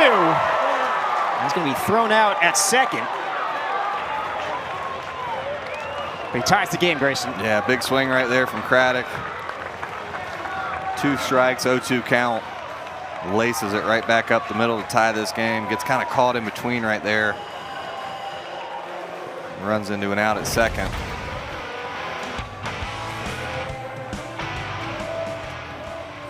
Down and away right there with 2 strikes. Good short swing. That's where he wants the ball. He wants it away from him.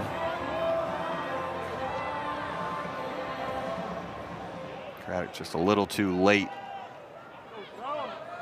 reading that throw.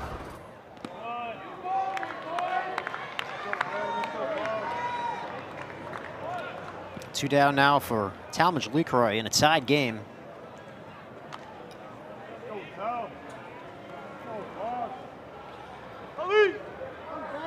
LeCroy 0 for 2, flat to right field in the first, grounded out in the third.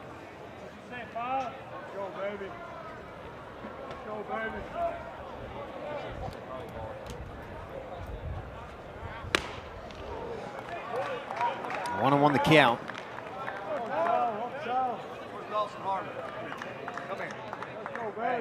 Hey, how about that at bat? Hey, how about that at bat right now? You are about that.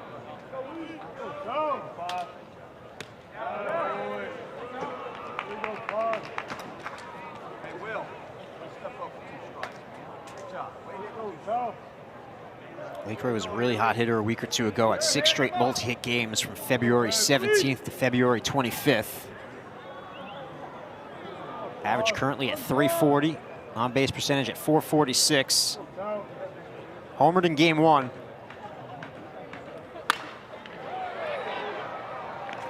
That one easy for Currar. Gamecocks are retired in the 5th, but they tie the game. A 2-run single from Will Craddock. They finally get to Liam Kineen. And we will head to the top of the 6th, locked at 2.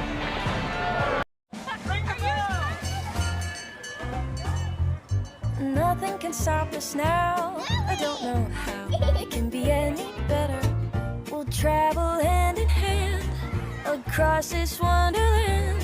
So strike up the marching band, 'cause nothing can stop us now.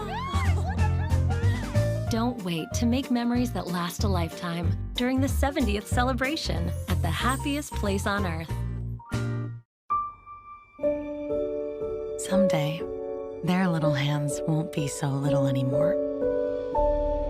Until then, let's escape together, hand in hand, on a Disney cruise. We've done it, Mabel. We put this into this. When you connect with your inner animal, there's only one thing to do.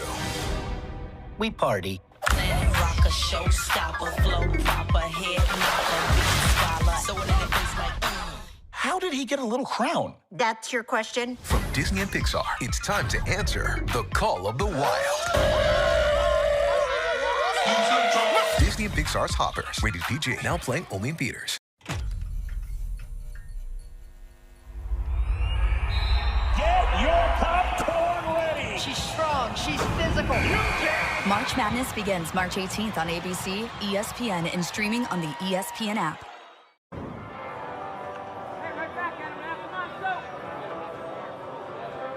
Tigers.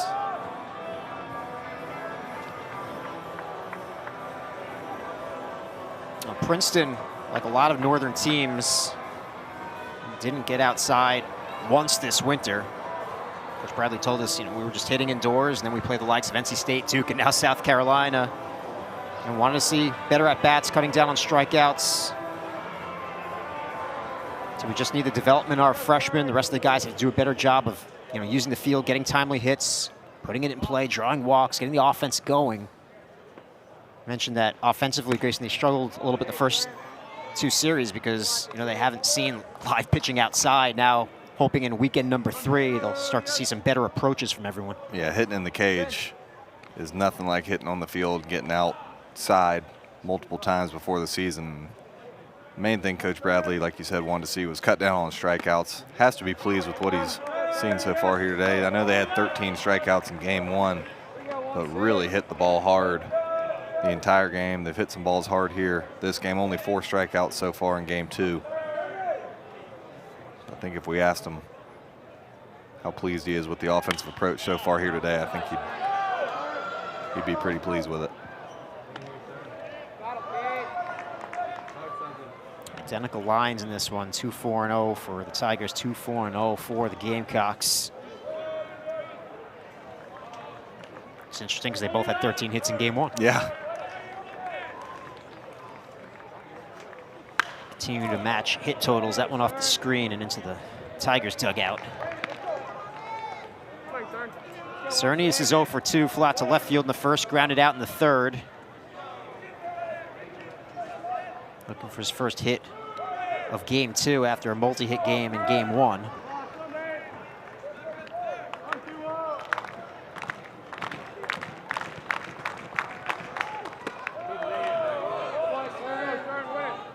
This will be an interesting battle, Grayson, because Foster likes to go for a strikeout. Cernius does not strike out much. Yeah, we just saw him foul one off the net to the right of the Princeton dugout.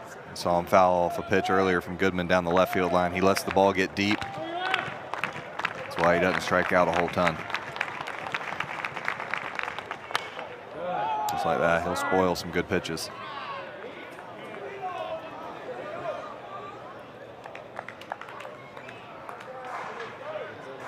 Cernius, only a freshman. Really looks older than that at the plate. He does, yeah. It's a very unique setup. He's got a lot of rhythm up there. Doesn't look like a freshman, as you said. The 2-2. On a line, but snagged by Scobie. Nice play right there from Scobie, ranging to his right, but continue to be impressed by Cernius' approach.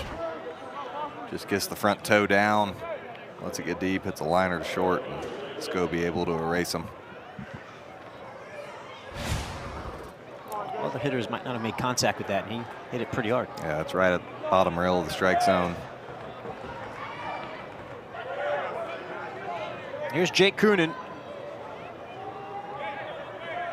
RBI single in the first, flew out to center field in the third. Fouls it back. I mentioned earlier that Coonan's father, Jason, played for Coach Bradley as well, was class of 1999. Coach Bradley said Jason was a very good player as well.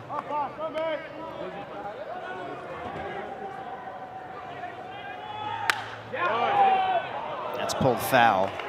But when a dad has the type of experience and sends his son to you, that says it all.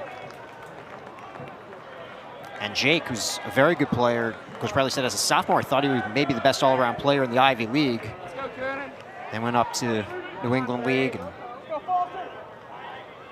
had a bunch of home runs and tried to do that a little too much last year, getting back to the way he was 2 years ago this season. That's a natural feeling people go through. You hit some home runs, it feels good, you want to keep doing it, and sometimes it can be a little too much and take you away from what you're really good at. Well, Coach Bradley said power to me is the extra base hits. It doesn't have to be home runs. Right.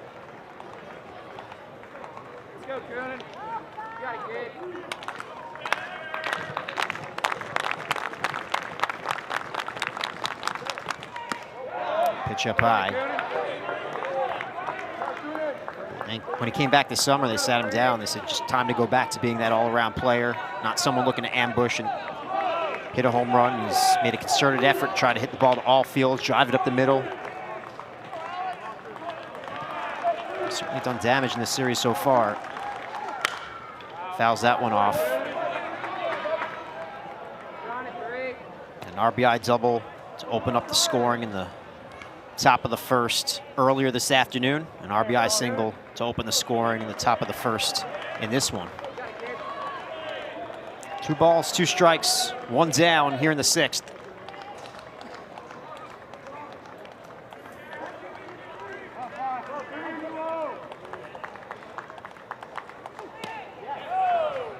Count is full. Come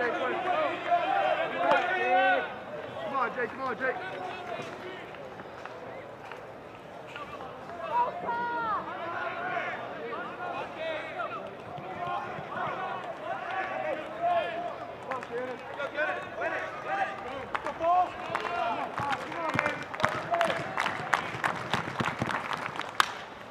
That's belted to left field.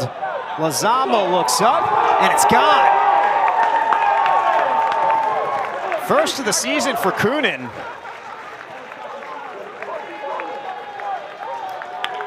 Princeton retakes the lead. I know Coach Bradley said he didn't want him swinging for homers, but he'll take that one right there. First one of the year.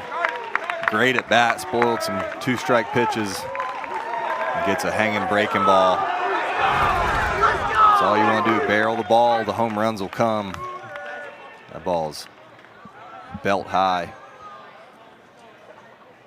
Gives the Tigers the lead here in the 6th. Hit 8 of them last season. Gets his first of 2026. There's your senior leader.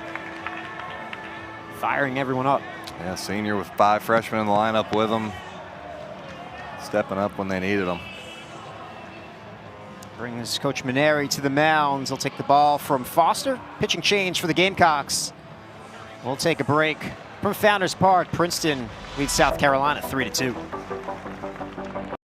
Wait, use the shovel and bucket of water, remember? Drown, stir, drown, feel. Where'd you learn that? SmokeyBear.com. Don't want to start a wildfire, right? Only you can prevent wildfires.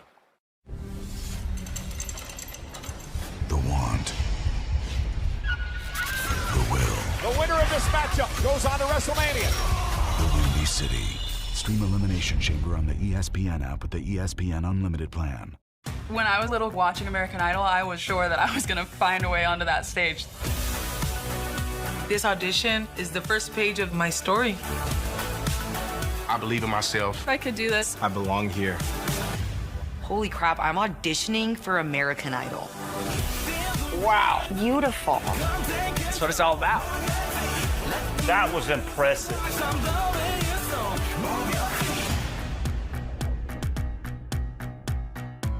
What time is it? It's time for something magnificent.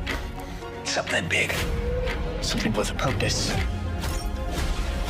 The Oscars, live March 15th on ABC and Hulu. Hosted by me, Conan O'Brien. No, it's more like a...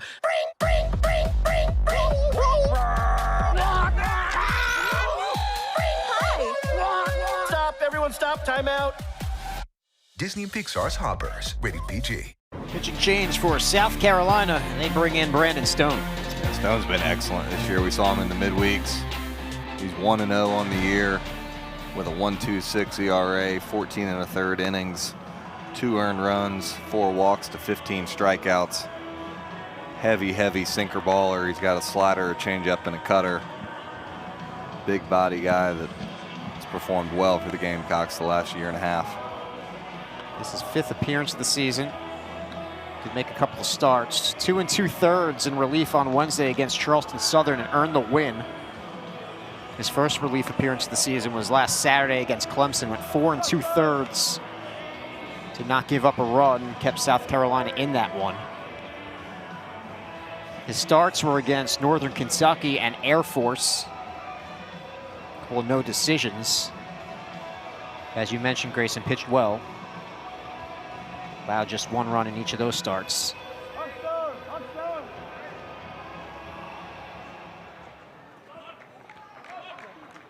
A lot of value in his versatility. Delivers a strike. Dylan Zadunik. Zadunik is 0 for 1. Flew out to right field in the first, then walked in the 4th.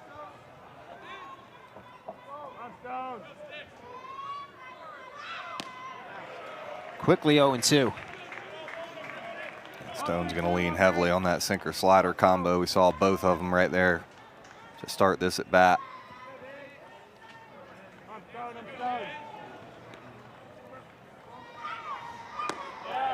He strikes out Zadunik on 3 pitches. Yeah, he's really tough on righties for that reason. Good sinker to start the at bat, and then bat-to-back wipeout sliders to get Zadunik. It's all righties due up until they get to the top of the order. Montembeau. This is the number 6 hitter, Kaufman. Kaufman's 1 for 2, single in the second, bounced into a double play in the 4th. I'm Stone, I'm bad. I'm Stone.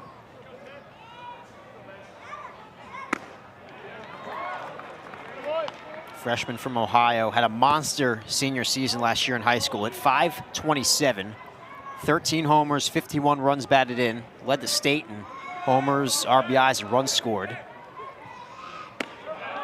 And on the mound, 74 Ks and 43 2/3. Second team All-State. Not sure what you have to do to get first team, Grayson. Say, what state is this? Ohio. Okay, there's some good baseball in Ohio. Popped up. Harmon, Scobie. It'll be Scobie.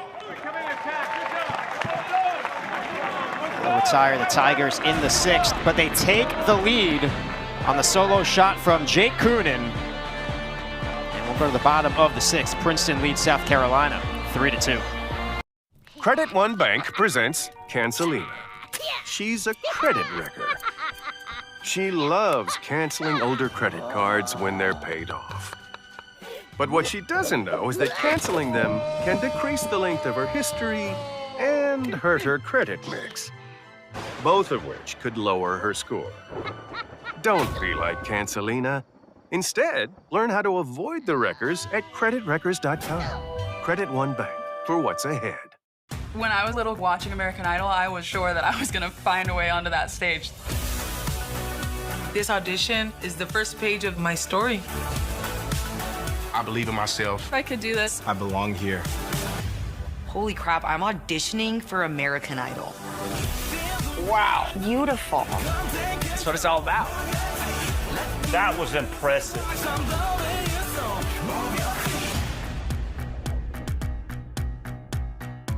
Hockey is here. The Spinorama's here. Virtuoso. Intensity coming in hot. Here. Wild turns, clappers, and Saturday snipers. All here. All the excitement hitting us live here. Old school and new school in multi-view right here. The final playoff push and the Stanley Cup final. Oh, it's here, baby, on ESPN.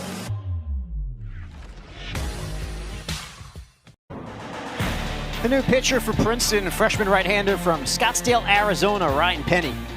Yeah, Penny through the last 4 innings of the Tigers' 1-0 win at NC State. He's a 4-pitch guy. Touches 90 with the fastball, but gets some ride on the heater. Throws a straight changeup and also a changeup that acts more like a splitter at times. And will mix in a serviceable breaking ball as well.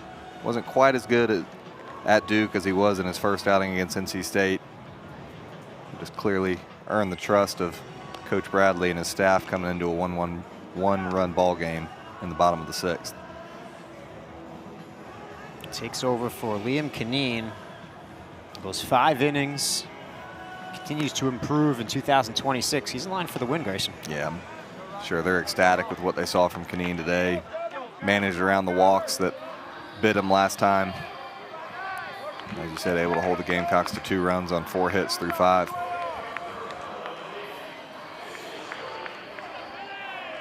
The Gamecocks tied the game in the bottom of the 5th.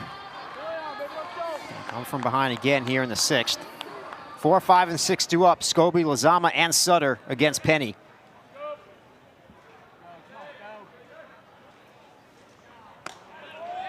There's strike 1. 89 from Penny. Scobie 1 for 2, grounded out in the 2nd, singled in the 4th. He's got 3 hits total today in the doubleheader. That's chop foul.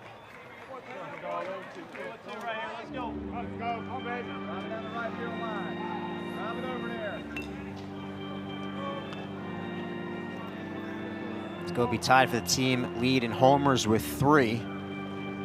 Hit 8 as a freshman last season. Second on the team behind Ethan Petrie.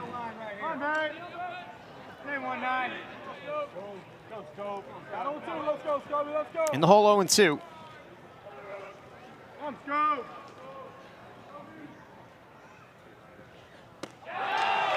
Penny strikes out Scobie. 1 down in the 6th. Well, we haven't seen the straight change to compare it to. I would imagine that was the split change right there from Penny.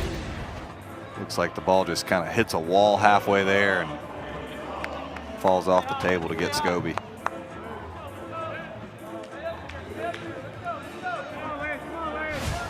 He's giving a point to his, well, I don't know who that was to. There's nobody in the bullpen.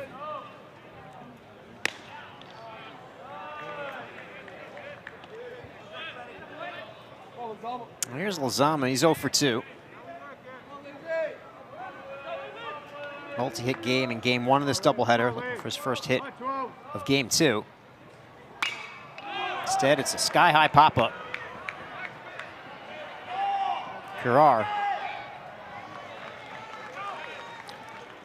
It's pretty impressive right there from a freshman. I don't know if you saw that, Dave. He didn't pick his leg up and kind of quick pitch Lozama even from the windup right there, just to throw off his timing a little bit. Another tall right-hander. Yeah. 6'4". Yeah, they like tall pitchers. Eaton was 6'5". They got James Beasley, who's 6'7". Kaneen, 6'4". That height, coach telling us, helps create some angles. Absolutely.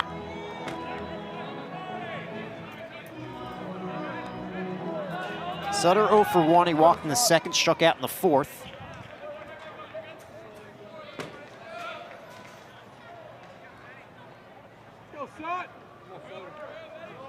Homered and singled earlier today in game 1, drove in 3.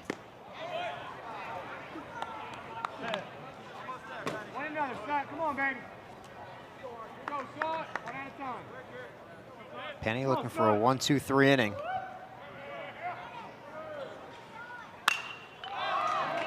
Looks like he's going to get it. Fly ball right field. Coonan retires Sutter. Easy 1-2-3 inning for Ryan Penny. We're through 6. Princeton leads South Carolina 3-2. That's right. I'm getting in shape for the Oscars. And I'm not the only one. We're on a mission. Come on, just 12 more miles. Let's go. Just play the game. People's Choice Award won a marathon last week. All you gotta do is go, what's up? What's that? Go practice. Yeah! Yes! No more sad sack. Full-on fun sack. That's what I'm talking about. Yeah! With the right team, there's nothing you can't do. Assemble your friends.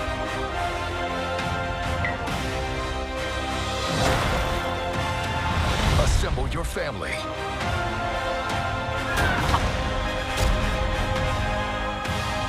Assemble your universe.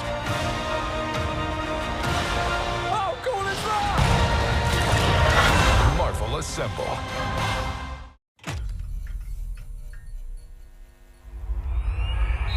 Get your popcorn ready. She's strong. She's physical. March Madness begins March 18th on ABC, ESPN, and streaming on the ESPN app. Hockey is here. The Spinoramas, here. Intensity coming in hot, here. The final playoff push and the Stanley Cup final. Oh, it's here, baby, on ESPN. Getting ready for the top of the 7th. One-run game. Princeton leads South Carolina 3-2. Trying to even up the series as South Carolina took game 1 earlier today, 10-7. Brandon Stone on the mound, the third pitcher used for the Gamecocks. Goodman went 4 innings. Foster went 1 1/3. Stone got the final 2 outs of the 6th. Pop up on the bunt attempt. This will bounce foul. Stone, Coach Maneri called a very unselfish player. Started the season in the rotation. Didn't do anything to warrant being taken out. Coach Maneri said, I just needed him in the bullpen. Someone had to come out with Gunther going in. Someone just has to come out, and he's more of a quality relief pitcher than the other options. Ian Valentine will be quality 1-2 punch out of this bullpen. Coach Maneri said that just having those guys middle to end gives him a lot of confidence as Lamson grounds out. Yeah, why wouldn't they? Love watching both those guys pitch. Stone just has incredible mound presence. He's an older guy that's been there, done that. Pounds the strike zone early and often. It's a lot of weak contact from right. He's got some right there from Lamson.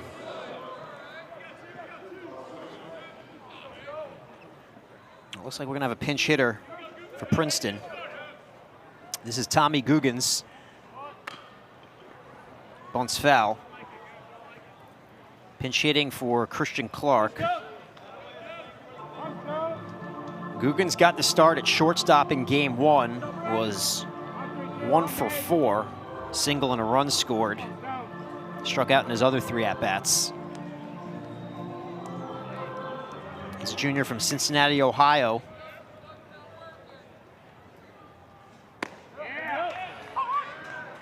Takes strike 2, 0-2 the count on Guggens. I'm Stone, I'm back. Be Stone. 1-3-2.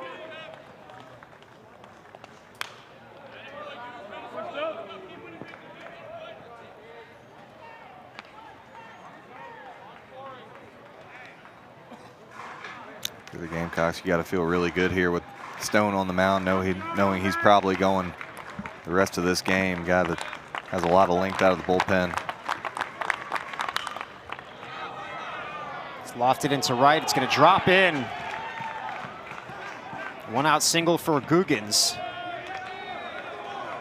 Nice job right there from Guggens. 2 strikes. Doesn't hit it hard, puts it in play, and good things will happen when you put it in play. Puts it out there in no man's land for a 1 out single. Keep going, Stone. The base runner for the number 9 hitter, Wardesheim. Who's had a nice day. Pair of singles in game 1. Drove in a run and an RBI double in the second. In game 2, he's 1 for 2.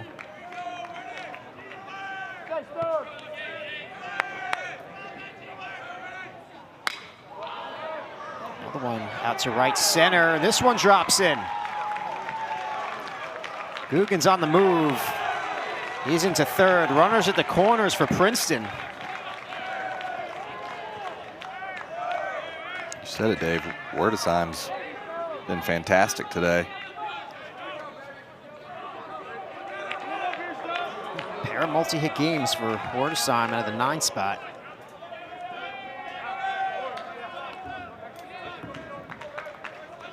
Now the leadoff hitter, Joe Montembeau. He's 0 for 3.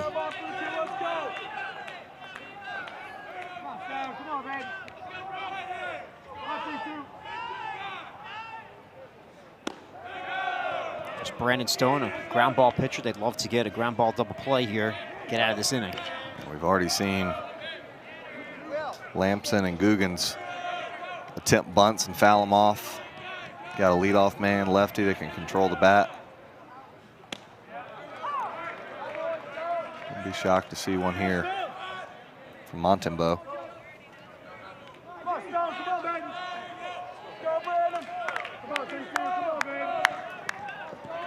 Hasn't attempted one yet this season. 1-1 the count. Well, he gets hit. So the bases are loaded with Tigers.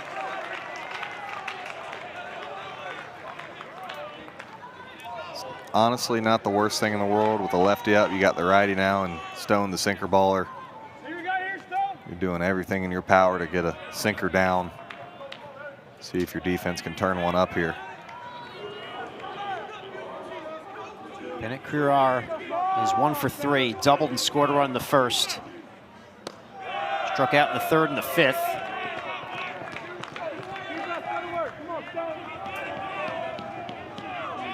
Freshman from Connecticut, one of 5 freshmen in the starting lineup here in game 2.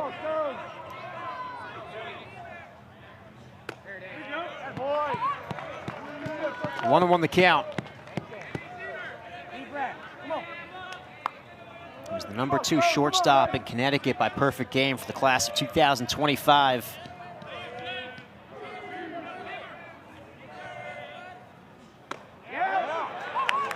Behind in the count, 1 and 2.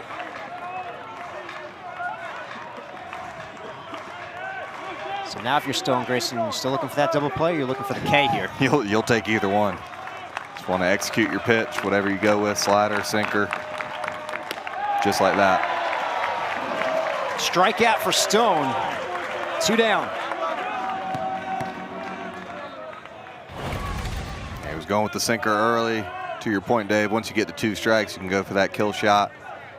Slider off the plate, able to get Curar.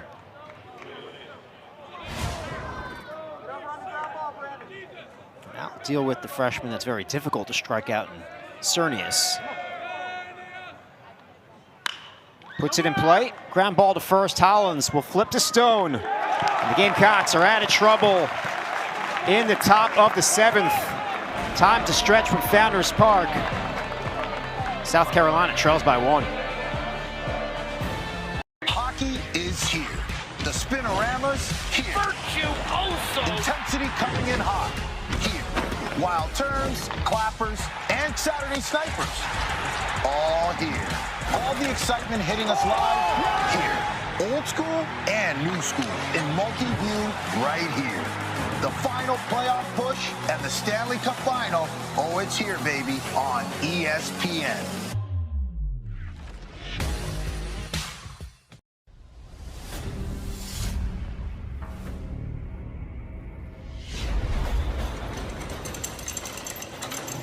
The wait. The want. The will. The winner of this matchup goes on to WrestleMania. The Windy City. Extreme Elimination Chamber. Available now on the ESPN app with the ESPN Unlimited plan. Hey, Brian Kenny. Carl, you see this email? Marketing wants us in on a commercial together. It must be about how ESPN is now The home of MLB.TV, all out-of-market games, live or on demand. And all your favorite sports on ESPN? All in one place. You know, it does feel kind of great. Am I being filmed right now? Yeah, we are. My agent's gonna kill me. ESPN is now the home of MLB.TV. All out-of-market games, live or on demand, all in one place. Getting ready for the bottom of the seventh, 3-2 Princeton. Got some bad news from Coach Maneri this week, Grayson. He mentioned the post game on Wednesday that Reese Moore is going to need to have surgery. He'll miss the rest of the season. He had a torn meniscus in his knee in the fall. Had surgery, but the damage in his knee was a little more extensive than just clean it up a bit. Yeah, Gavin Braylon had the same surgery, and it was a little more routine. They cleaned that up, but Reese Moore is a little worse and needs to have it for the benefit of his long-term health. Just not sure when that surgery is going to be, but they really lost a guy who was going to be a three-hole hitter and was doing a really good job for them. He was hitting .318 on the year in limited action.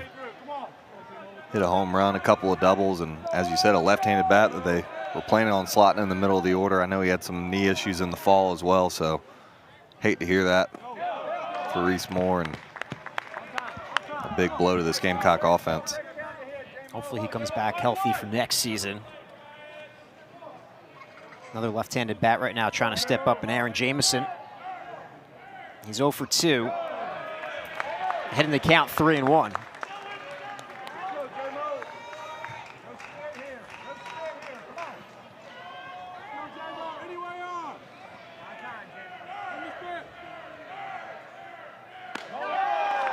That's a leadoff walk.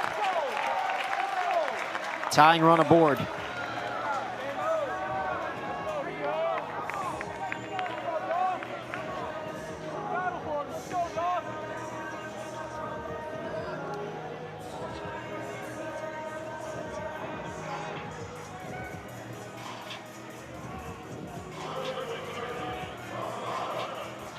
Dawson Harmon has been on base twice. Hit by a pitch in the third, walked and scored a run in the fifth as Jamison dives back to first.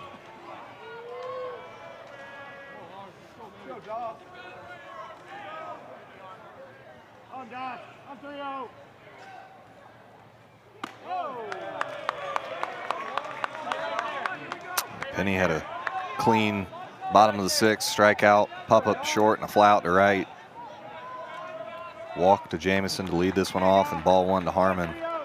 You want to shrink your zone right here if you're the Gamecocks, looking for your pitch to handle. Harmon looking for the two-run home run there. Yeah, chased up out of the zone right there. He had a two-run triple earlier today.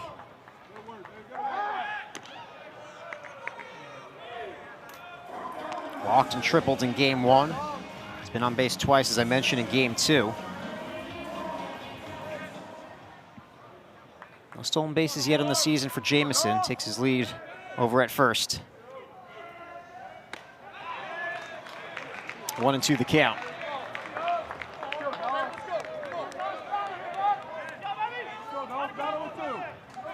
You can see Penny pre-grips that kick change that's been difficult so far for the Gamecock hitters. A lot of depth on it. They're very concerned with Jamison.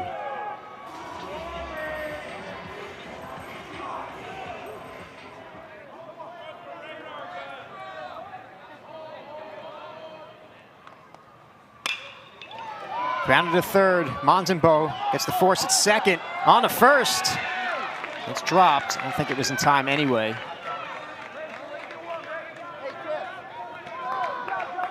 Jamison went in hard at second base right there. Kind of ties up Lamson's feet.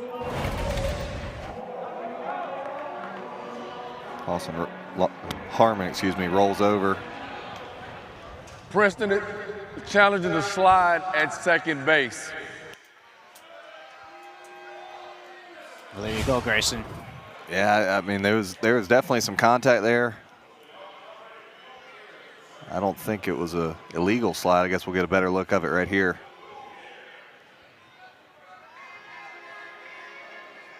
You just can't go out of your way to make contact.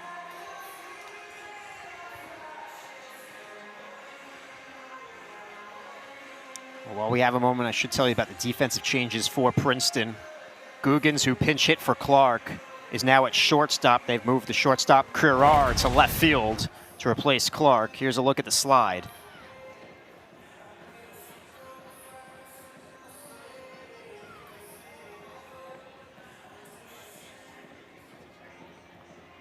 I guess Princeton's argument is that Jamison's upper body contorted to make contact, but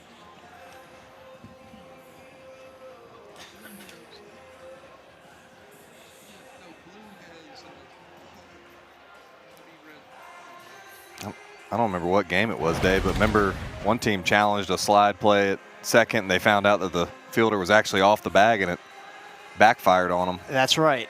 This one's kind of close, but I'm pretty sure his foot's on the bag. Here's a Hawkeye look.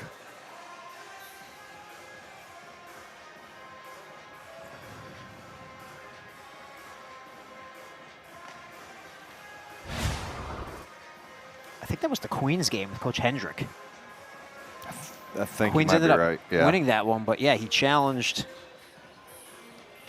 an illegal hoping to benefit slide. his team, Yeah. and then it had the reverse effect. Everybody on the field is checking out the screen now.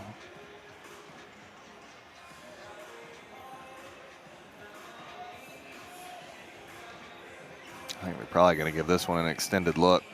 That's a tough judgment call. That's a big call in a one-run game. Oh, yeah. As it stands right now, Harmon's on first after a fielder's choice. Jamison out at second.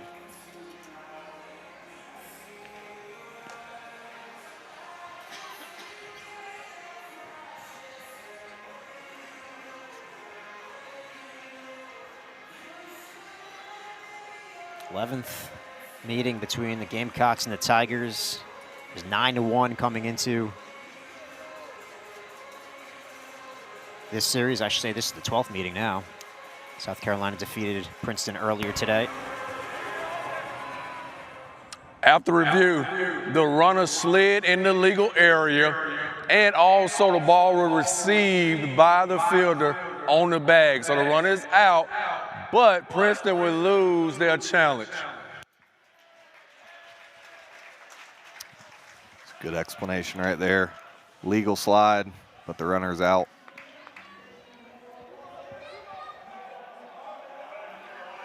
So the challenge unsuccessful from Coach Bradley. Runner at first, one down. Here's Bo Hollins.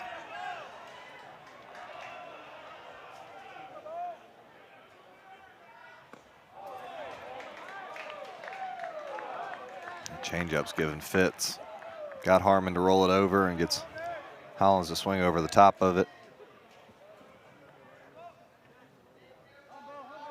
Hollins 0 for 2, reached on a fielder's choice in the third, flat to left field in the fifth. They check on Harmon. Does not have a stolen base this season.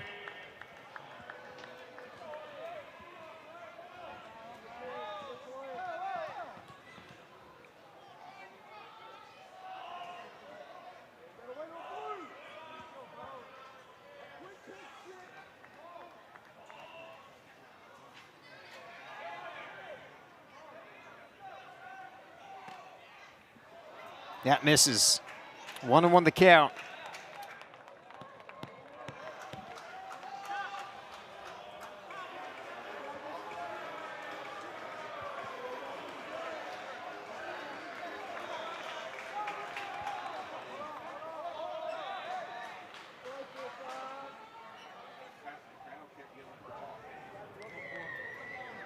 We're gonna have a pinch runner here.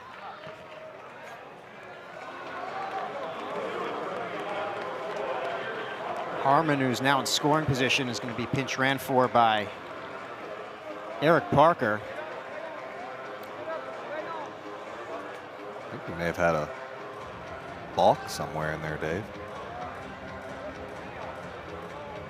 Looks like it. I missed it. Yeah, balk was called. It was a quiet balk.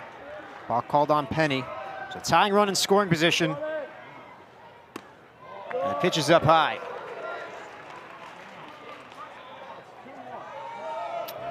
Confirming the count.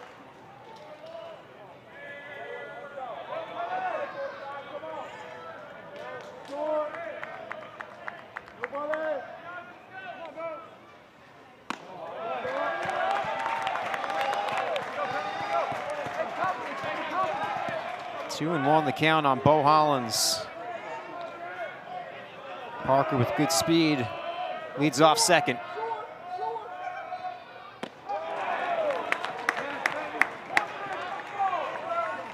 You got to know if you're a Gamecock hitter, if it's a big count, swing count. Penny's going to go to that changeup. That's been his best pitch so far.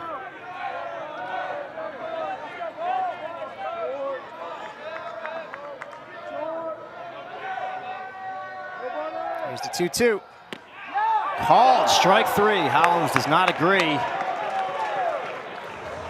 Penny fired up. Yeah, he is fired up. That was a nasty off-speed pitch right there. Hollins is mad because it wasn't caught overly well, but it was in the strike zone on the track man.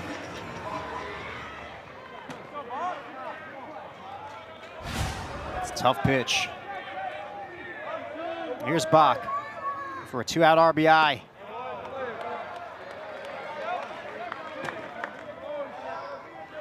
Bach's had a good day. A couple of RBI singles in game one.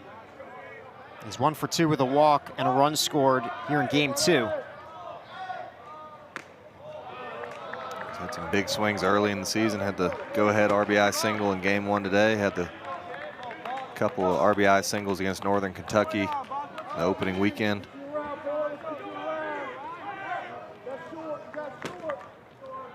Really responsible for that comeback win. Oh, yeah.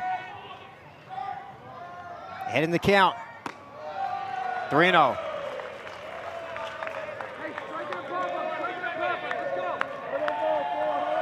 First base open.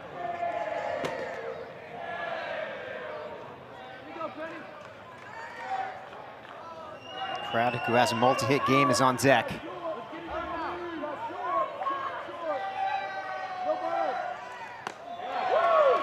Four-pitch walk to Bach. Second walk issued by Penny.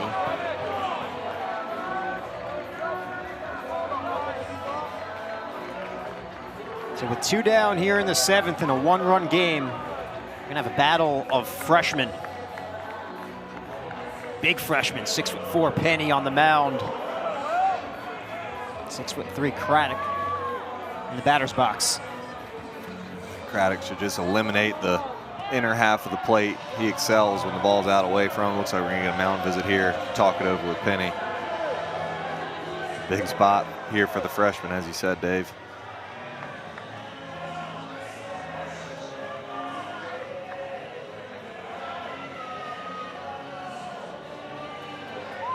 Penny's got a smirk. He does, yeah. He's a confident young man.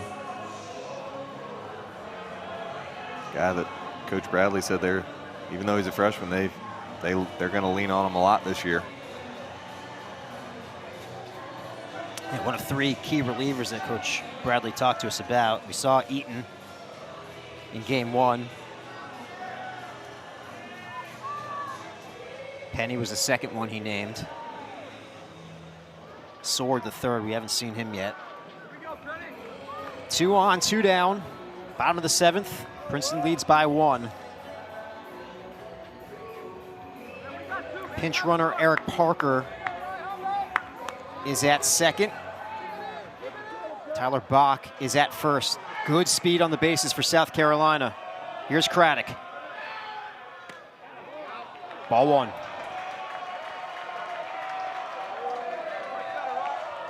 Craddock bounced into a 6-4-3 double play in the first. Since then, he singled in the third, had a 2-run single in the 5th.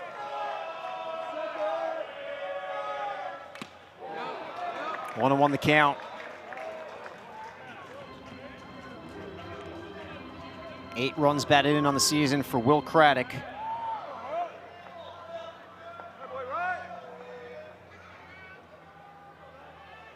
He's reached base safely in all 11 games he's played this season.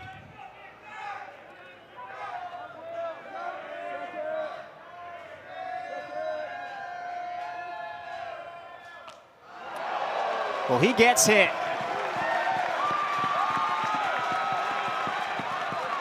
Parker down to third, Bach up to second, Craddock's on first. Bases loaded, 2 down.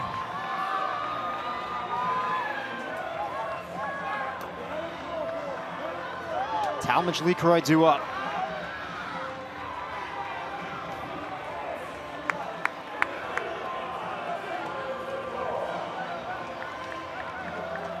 LeCroy looking for his first hit of the game. He's 0 for 3. Flew out to right field in the first, grounded out in the third, lined out in the fifth. 9 runs batted in this season.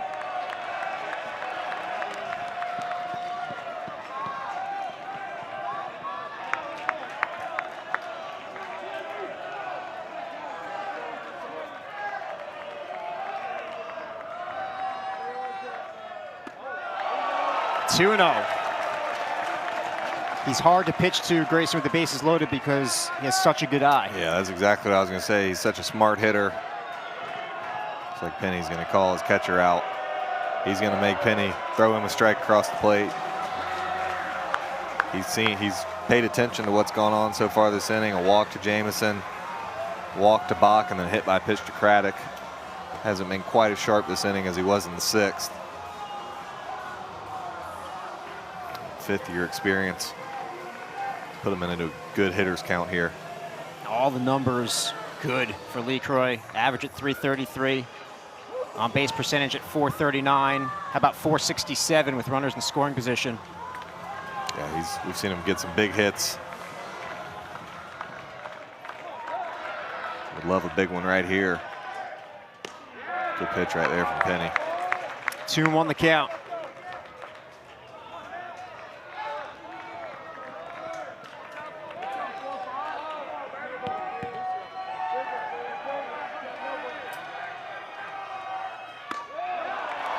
That one misses. 3-1, nowhere to put LeCroy.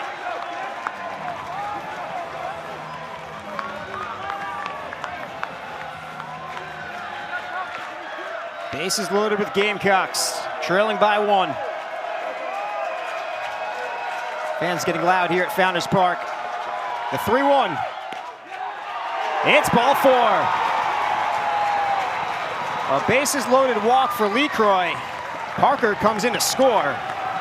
We're tied at 3. Good eye from LeCroy. You get in those situations, you want to be the hero and clear the bases with a double. Doesn't expand his zone and ties this ball game up at 3.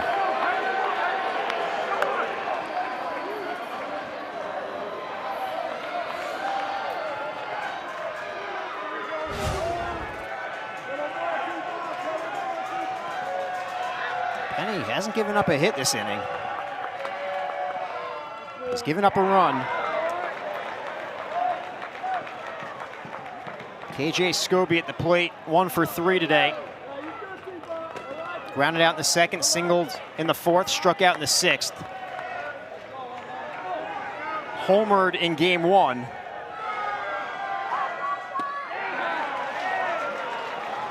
got Scobie way out front those first 2 pitches.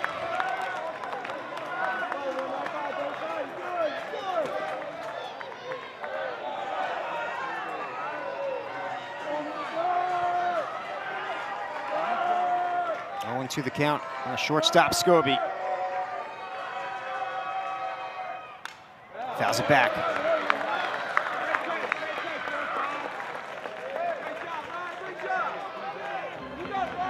Princeton loaded the bases in the top half of the 7th. Could not score a run. South Carolina has one on a bases loaded walk, looking for more.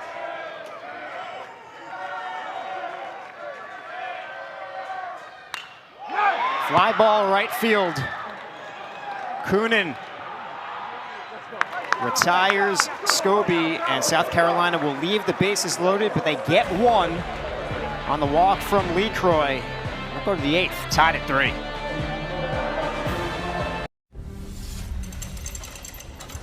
The want. The will. The winner of this matchup goes on to WrestleMania. The Windy City. Stream Elimination Chamber on the ESPN app with the ESPN Unlimited plan. I'm gonna go to Disney World. Boy, I'd love to go to the Super Bowl one day. Maybe we can. I'm ready. Me too. Sir, I've chartered a flight path to the Super Bowl. This is the way. We're going to the Super Bowl. We gotta move. Be on your best behavior. One big happy family. I'm going too. Everybody got their ticket? See you in 2027.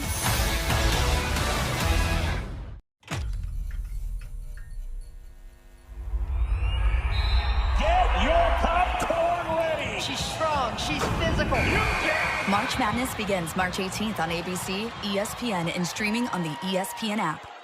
Hockey is here. The Spinoramas here. Virtuoso. Intensity coming in hot here. Wild turns, clappers, and Saturday snipers. All here. All the excitement hitting us live here. Old school and new school in multi-view right here. The final playoff push and the Stanley Cup final. Oh, it's here, baby, on ESPN.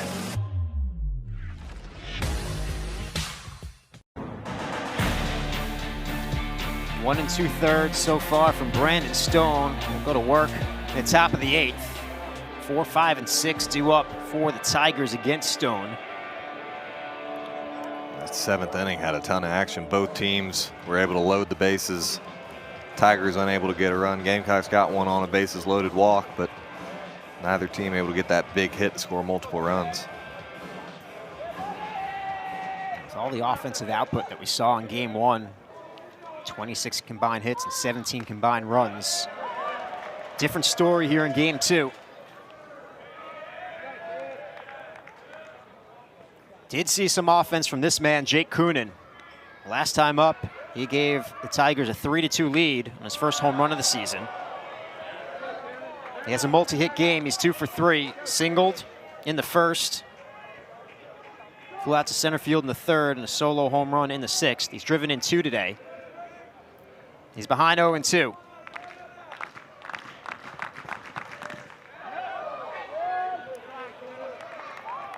That didn't miss by much. Not much at all. I think Lee Crow set up middle in right there, and Stone pulled it a little bit.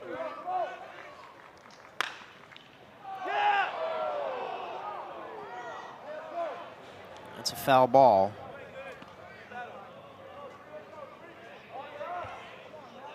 Should tell you also that Eric Parker, who pinch ran for Dawson Harmon, is now your 3rd baseman.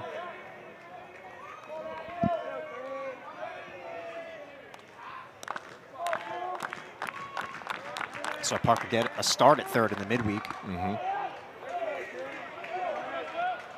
That was on Wednesday against CSU.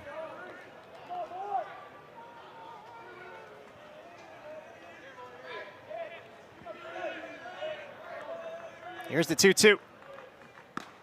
Call, strike 3.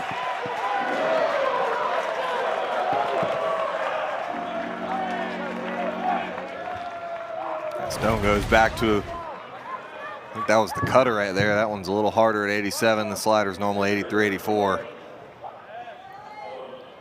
Coonan not pleased. No, not pleased at all.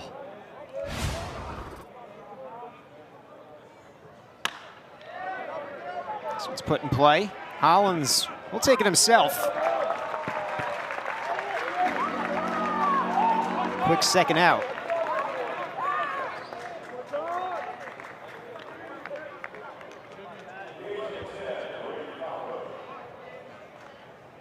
And they made Ryan Penny throw 30 pitches in the 7th. Stone gonna get his offense right back out there. Yeah, Stone had bases loaded, 1 out. Got a huge strikeout of Crerar, and got Cernius to roll one over to first base.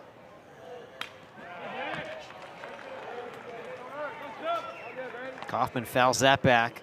He's 1 for 3. The hit, a single in the 2nd. Two-way player for Princeton. We'll see him on the mound tomorrow. 0-2.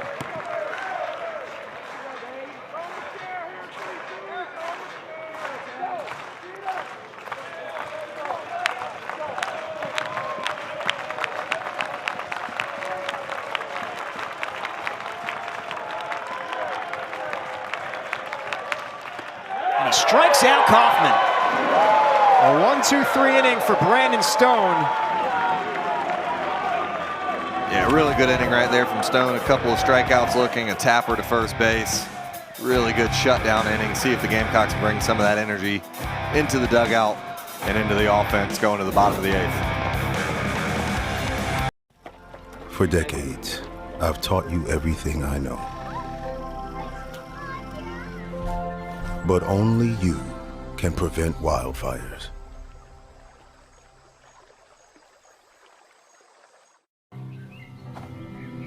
For decades, I've taught you everything I know.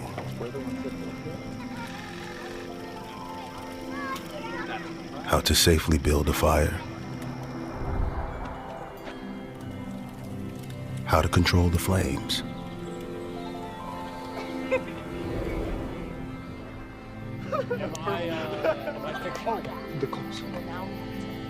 What to do with hot coals. How to secure your chains.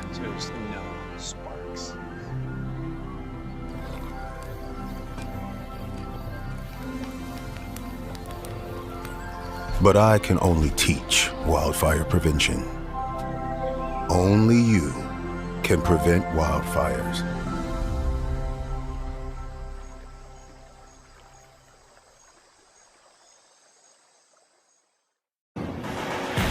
Looking for a rally here in the bottom of the 8th. Facing Mr. Sam as some recruits. Yeah, he's teaching the next generation. Trying to teach him his ways and start a rally here in the bottom of the 8th for the Gamecocks. A staple at the Carolina baseball games. Let's get that shoulder strength built up. Oh, yeah.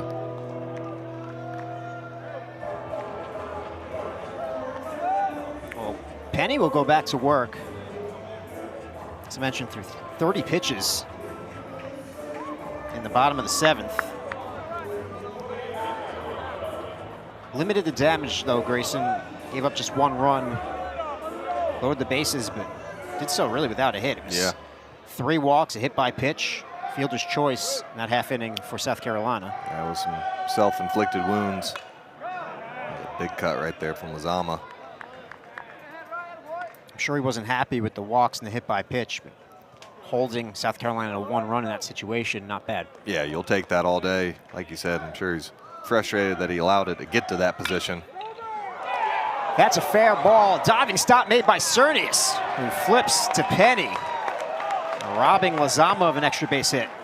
Great play right there from Cernius. That saves a double. Perhaps a triple. The ball was hit well right down the line. Great defensive play for the first out.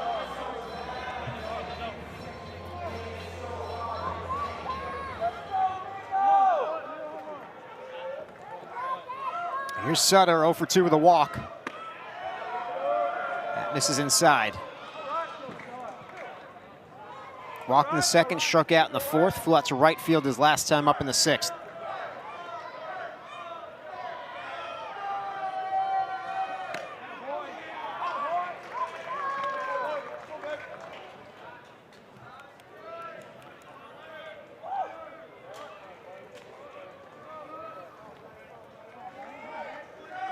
Three homers in the season for Sutter. One of them was earlier today in game 1, a 2-run shot in the 4th.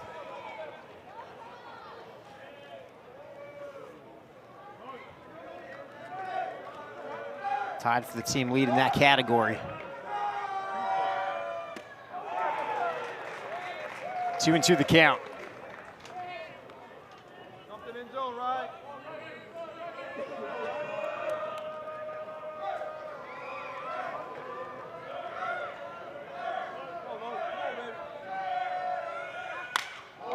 That's hit deep to left field.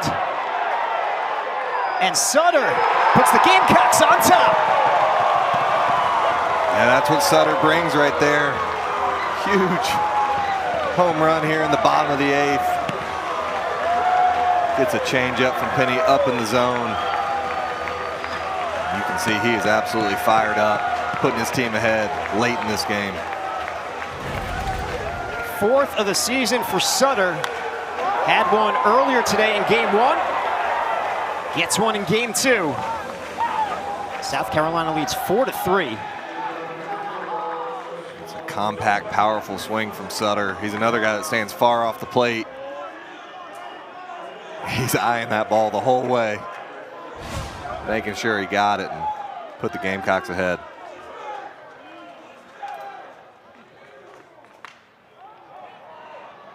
Uhas pops it up in foul territory. Plays made by Cernius. 2 down.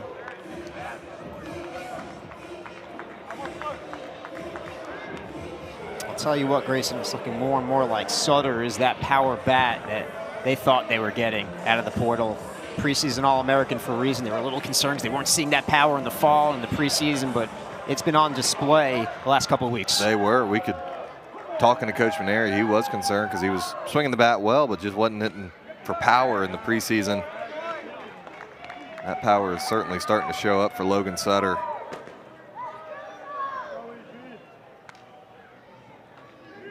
Again, we talked about it in the first game. The long ball helped him win that game. Similar even hits with Princeton, but hit 3 home runs, and if the Gamecocks are able to hold on here in this one, home run will prove the difference again.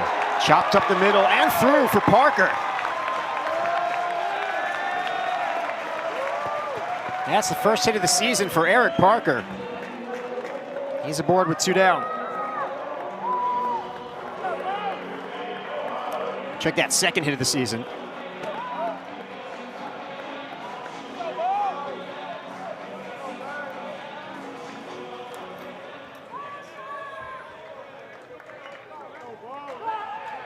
Parker now 2 for 9 on the year. And he's a threat to go. Yeah, the Tigers are going to keep an eye on Parker. This is a picture-perfect opportunity to run. Lefty at the plate, 2 outs.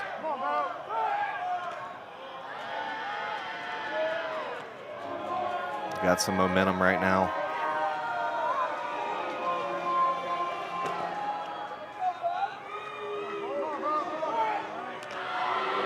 Very concerned with Parker. He has the career stolen base records, North Gwinnett High School.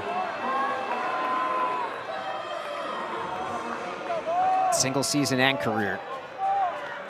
He can fly, and they know it.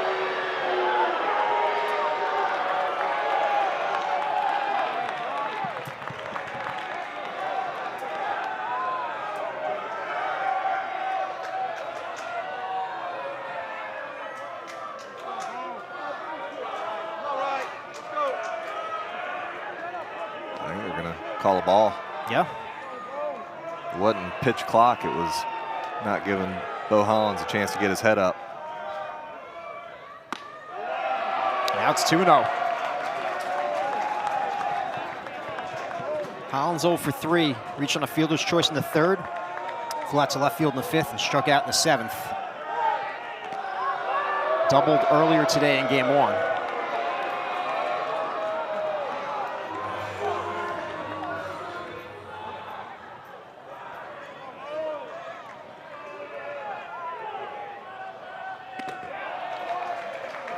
Two and 1 the count.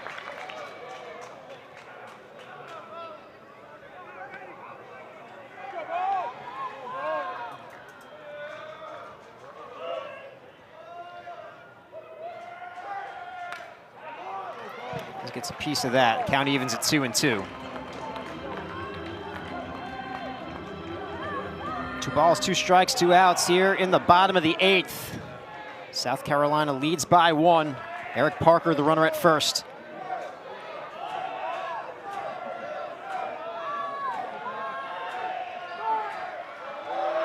Another throw over.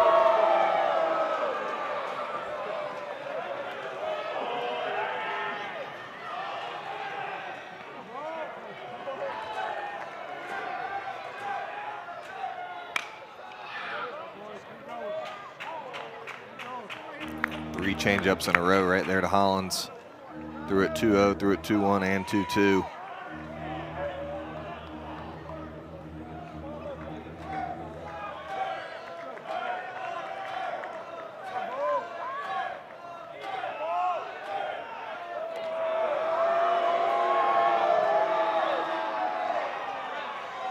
Saw a lot of that Wednesday night, Grayson. CSU. Yeah, they are known for picking off.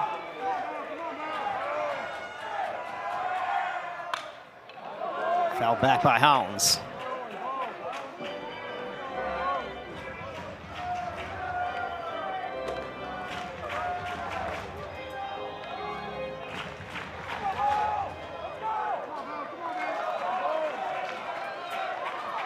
South Carolina trailing this game 2-0 and 3-2. They've come back to take a 4-3 lead.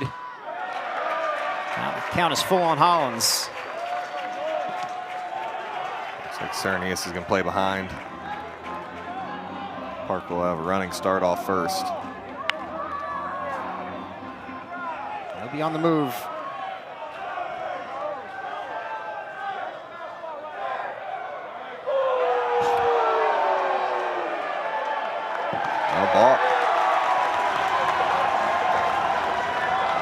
I watched Cernius tell Penny he was going to be playing behind.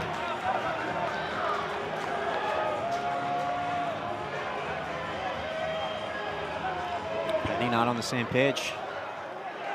Allows Parker to get in scoring position.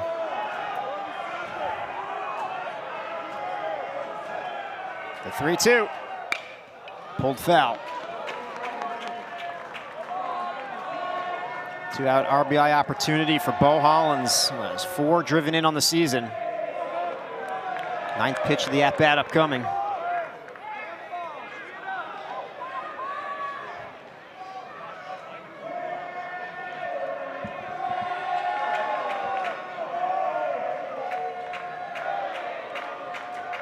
Eric Parker leads off second.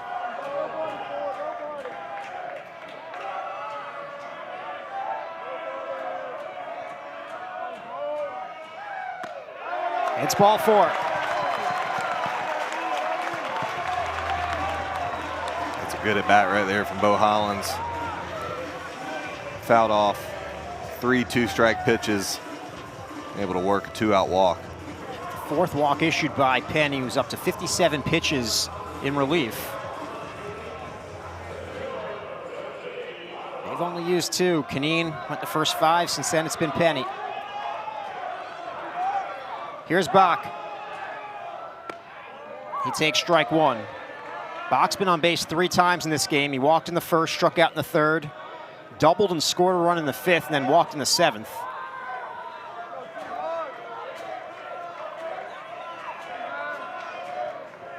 Multi-hit game earlier today in game 1 as well.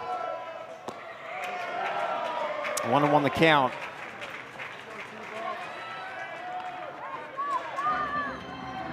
Ten runs batted in on the season for Tyler Bach. Hit the 7th spot in game 1, moved up to leadoff for game 2. That's where he began the season.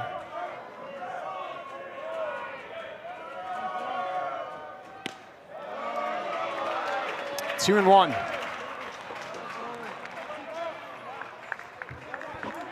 Bach trying to drive in his former high school teammate Eric Parker, who leads off second. They've reunited as Gamecocks. Driven out to center. Wardesheim makes the play. South Carolina will leave a couple on, but they take the lead. Yeah, big home run right there from Sutter. Tie ball game. It's been a close game the whole time, and Sutter puts the Gamecocks up 1 as we head to the top of the 9th. Last chance for Princeton, 4-3 Gamecocks.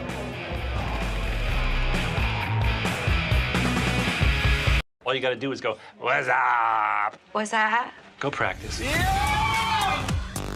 Yes! No more sad sack, full-on fun sack. That's what I'm talking about. Hockey is here. The Spinoramas here.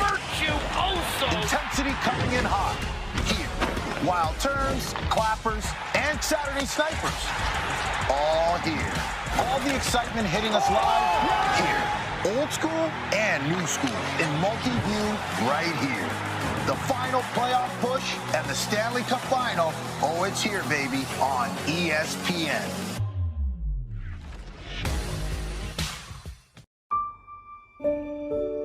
Someday, their little hands won't be so little anymore.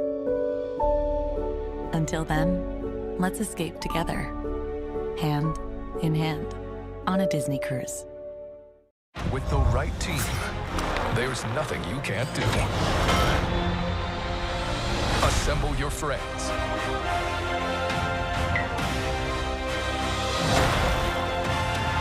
Assemble your family.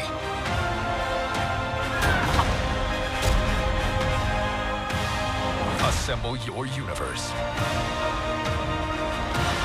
How cool is that? Marvel Assemble. Brandon Stone is in line for the win if he's able to close this one out. I mentioned last season, Grayson, whenever he comes into the game, he's looking to finish the game, whether he starts it or comes in out of relief. The opportunity to do so here. Yeah, even if there's a 3-hour rain delay, he's still trying to finish those games. That Florida game. Yep, he's a bulldog on the mound.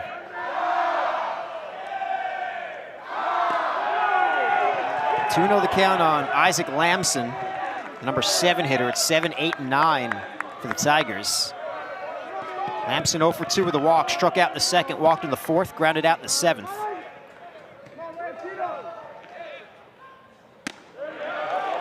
Two and 1.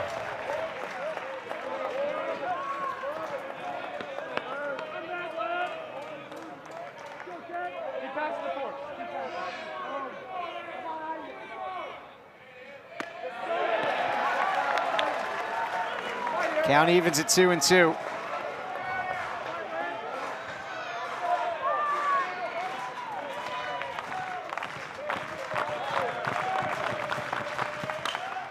Right back to Stone. Races off the mound. Beats Lamson to the bag. Good job from Stone. Was in a hole 2-0 right there to Lamson. Battles back with a couple of sinkers and gets him to tap a slider back to him for the first out in the ninth. Now we'll face Tommy Guggens. Did not start this game, but pinch hit in the seventh, singled. Started game 1 earlier today, was 1 for 4 in that one. So combined 2 for 5 against South Carolina pitching today.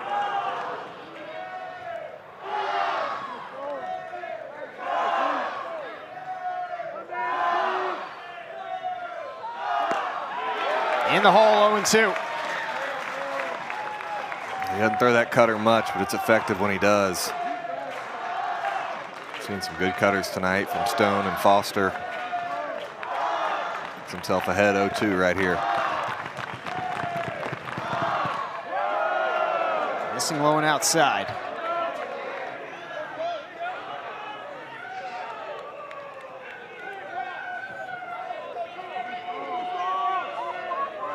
Average currently at 188 for Guggens. Called strike 3. 5 strikeouts for Brandon Stone.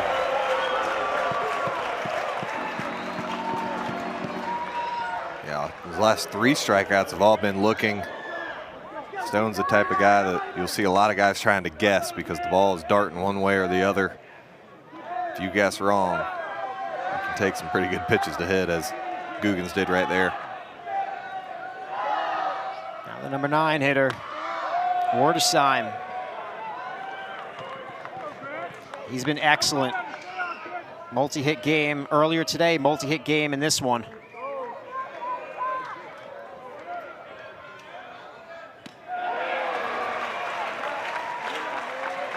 It's 4 for 7 in this series so far. 1-1 the count.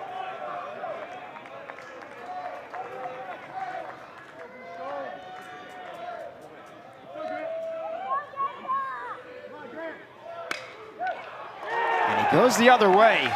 A 2-out single for Wordesheim. He's 3 for 4. He is really swinging the bat well today. The tying run is on base, Grayson. Yeah, 5 hits on the day for Wordesheim. As you said, tying run for Montembeau. Montembeau looking for his first hit of the game. It's 0 for 3 with a hit by pitch.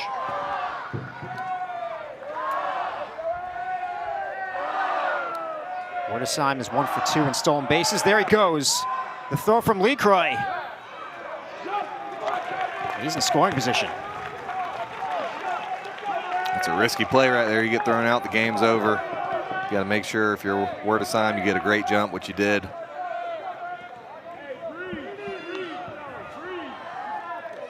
Now the Tigers are a single away from tying this ball game up.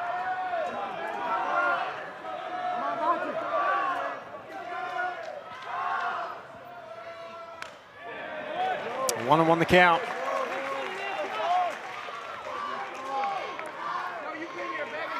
Montembeau, one of 5 freshmen in the starting lineup in this game. Which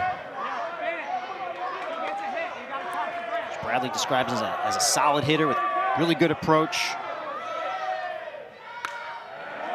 Fouls that off.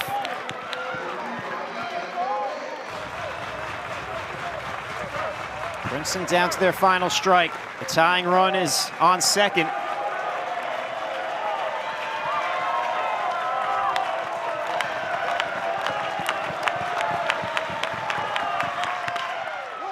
Up the middle, Scobie bounces off of Scobie. So Montembeau will be safe at first. Wordesheim advances to third. Runners at the corners, 2 down.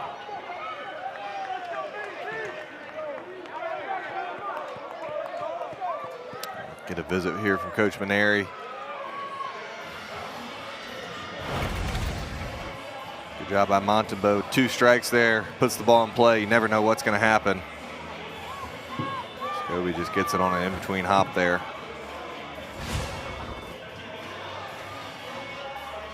It's an E6. The tying run now is 90 feet closer.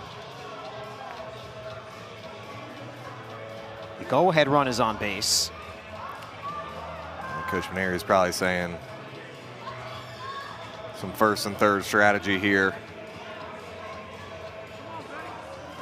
What they're planning to do if Montembeau takes off from first base, knowing that that tying run's on third.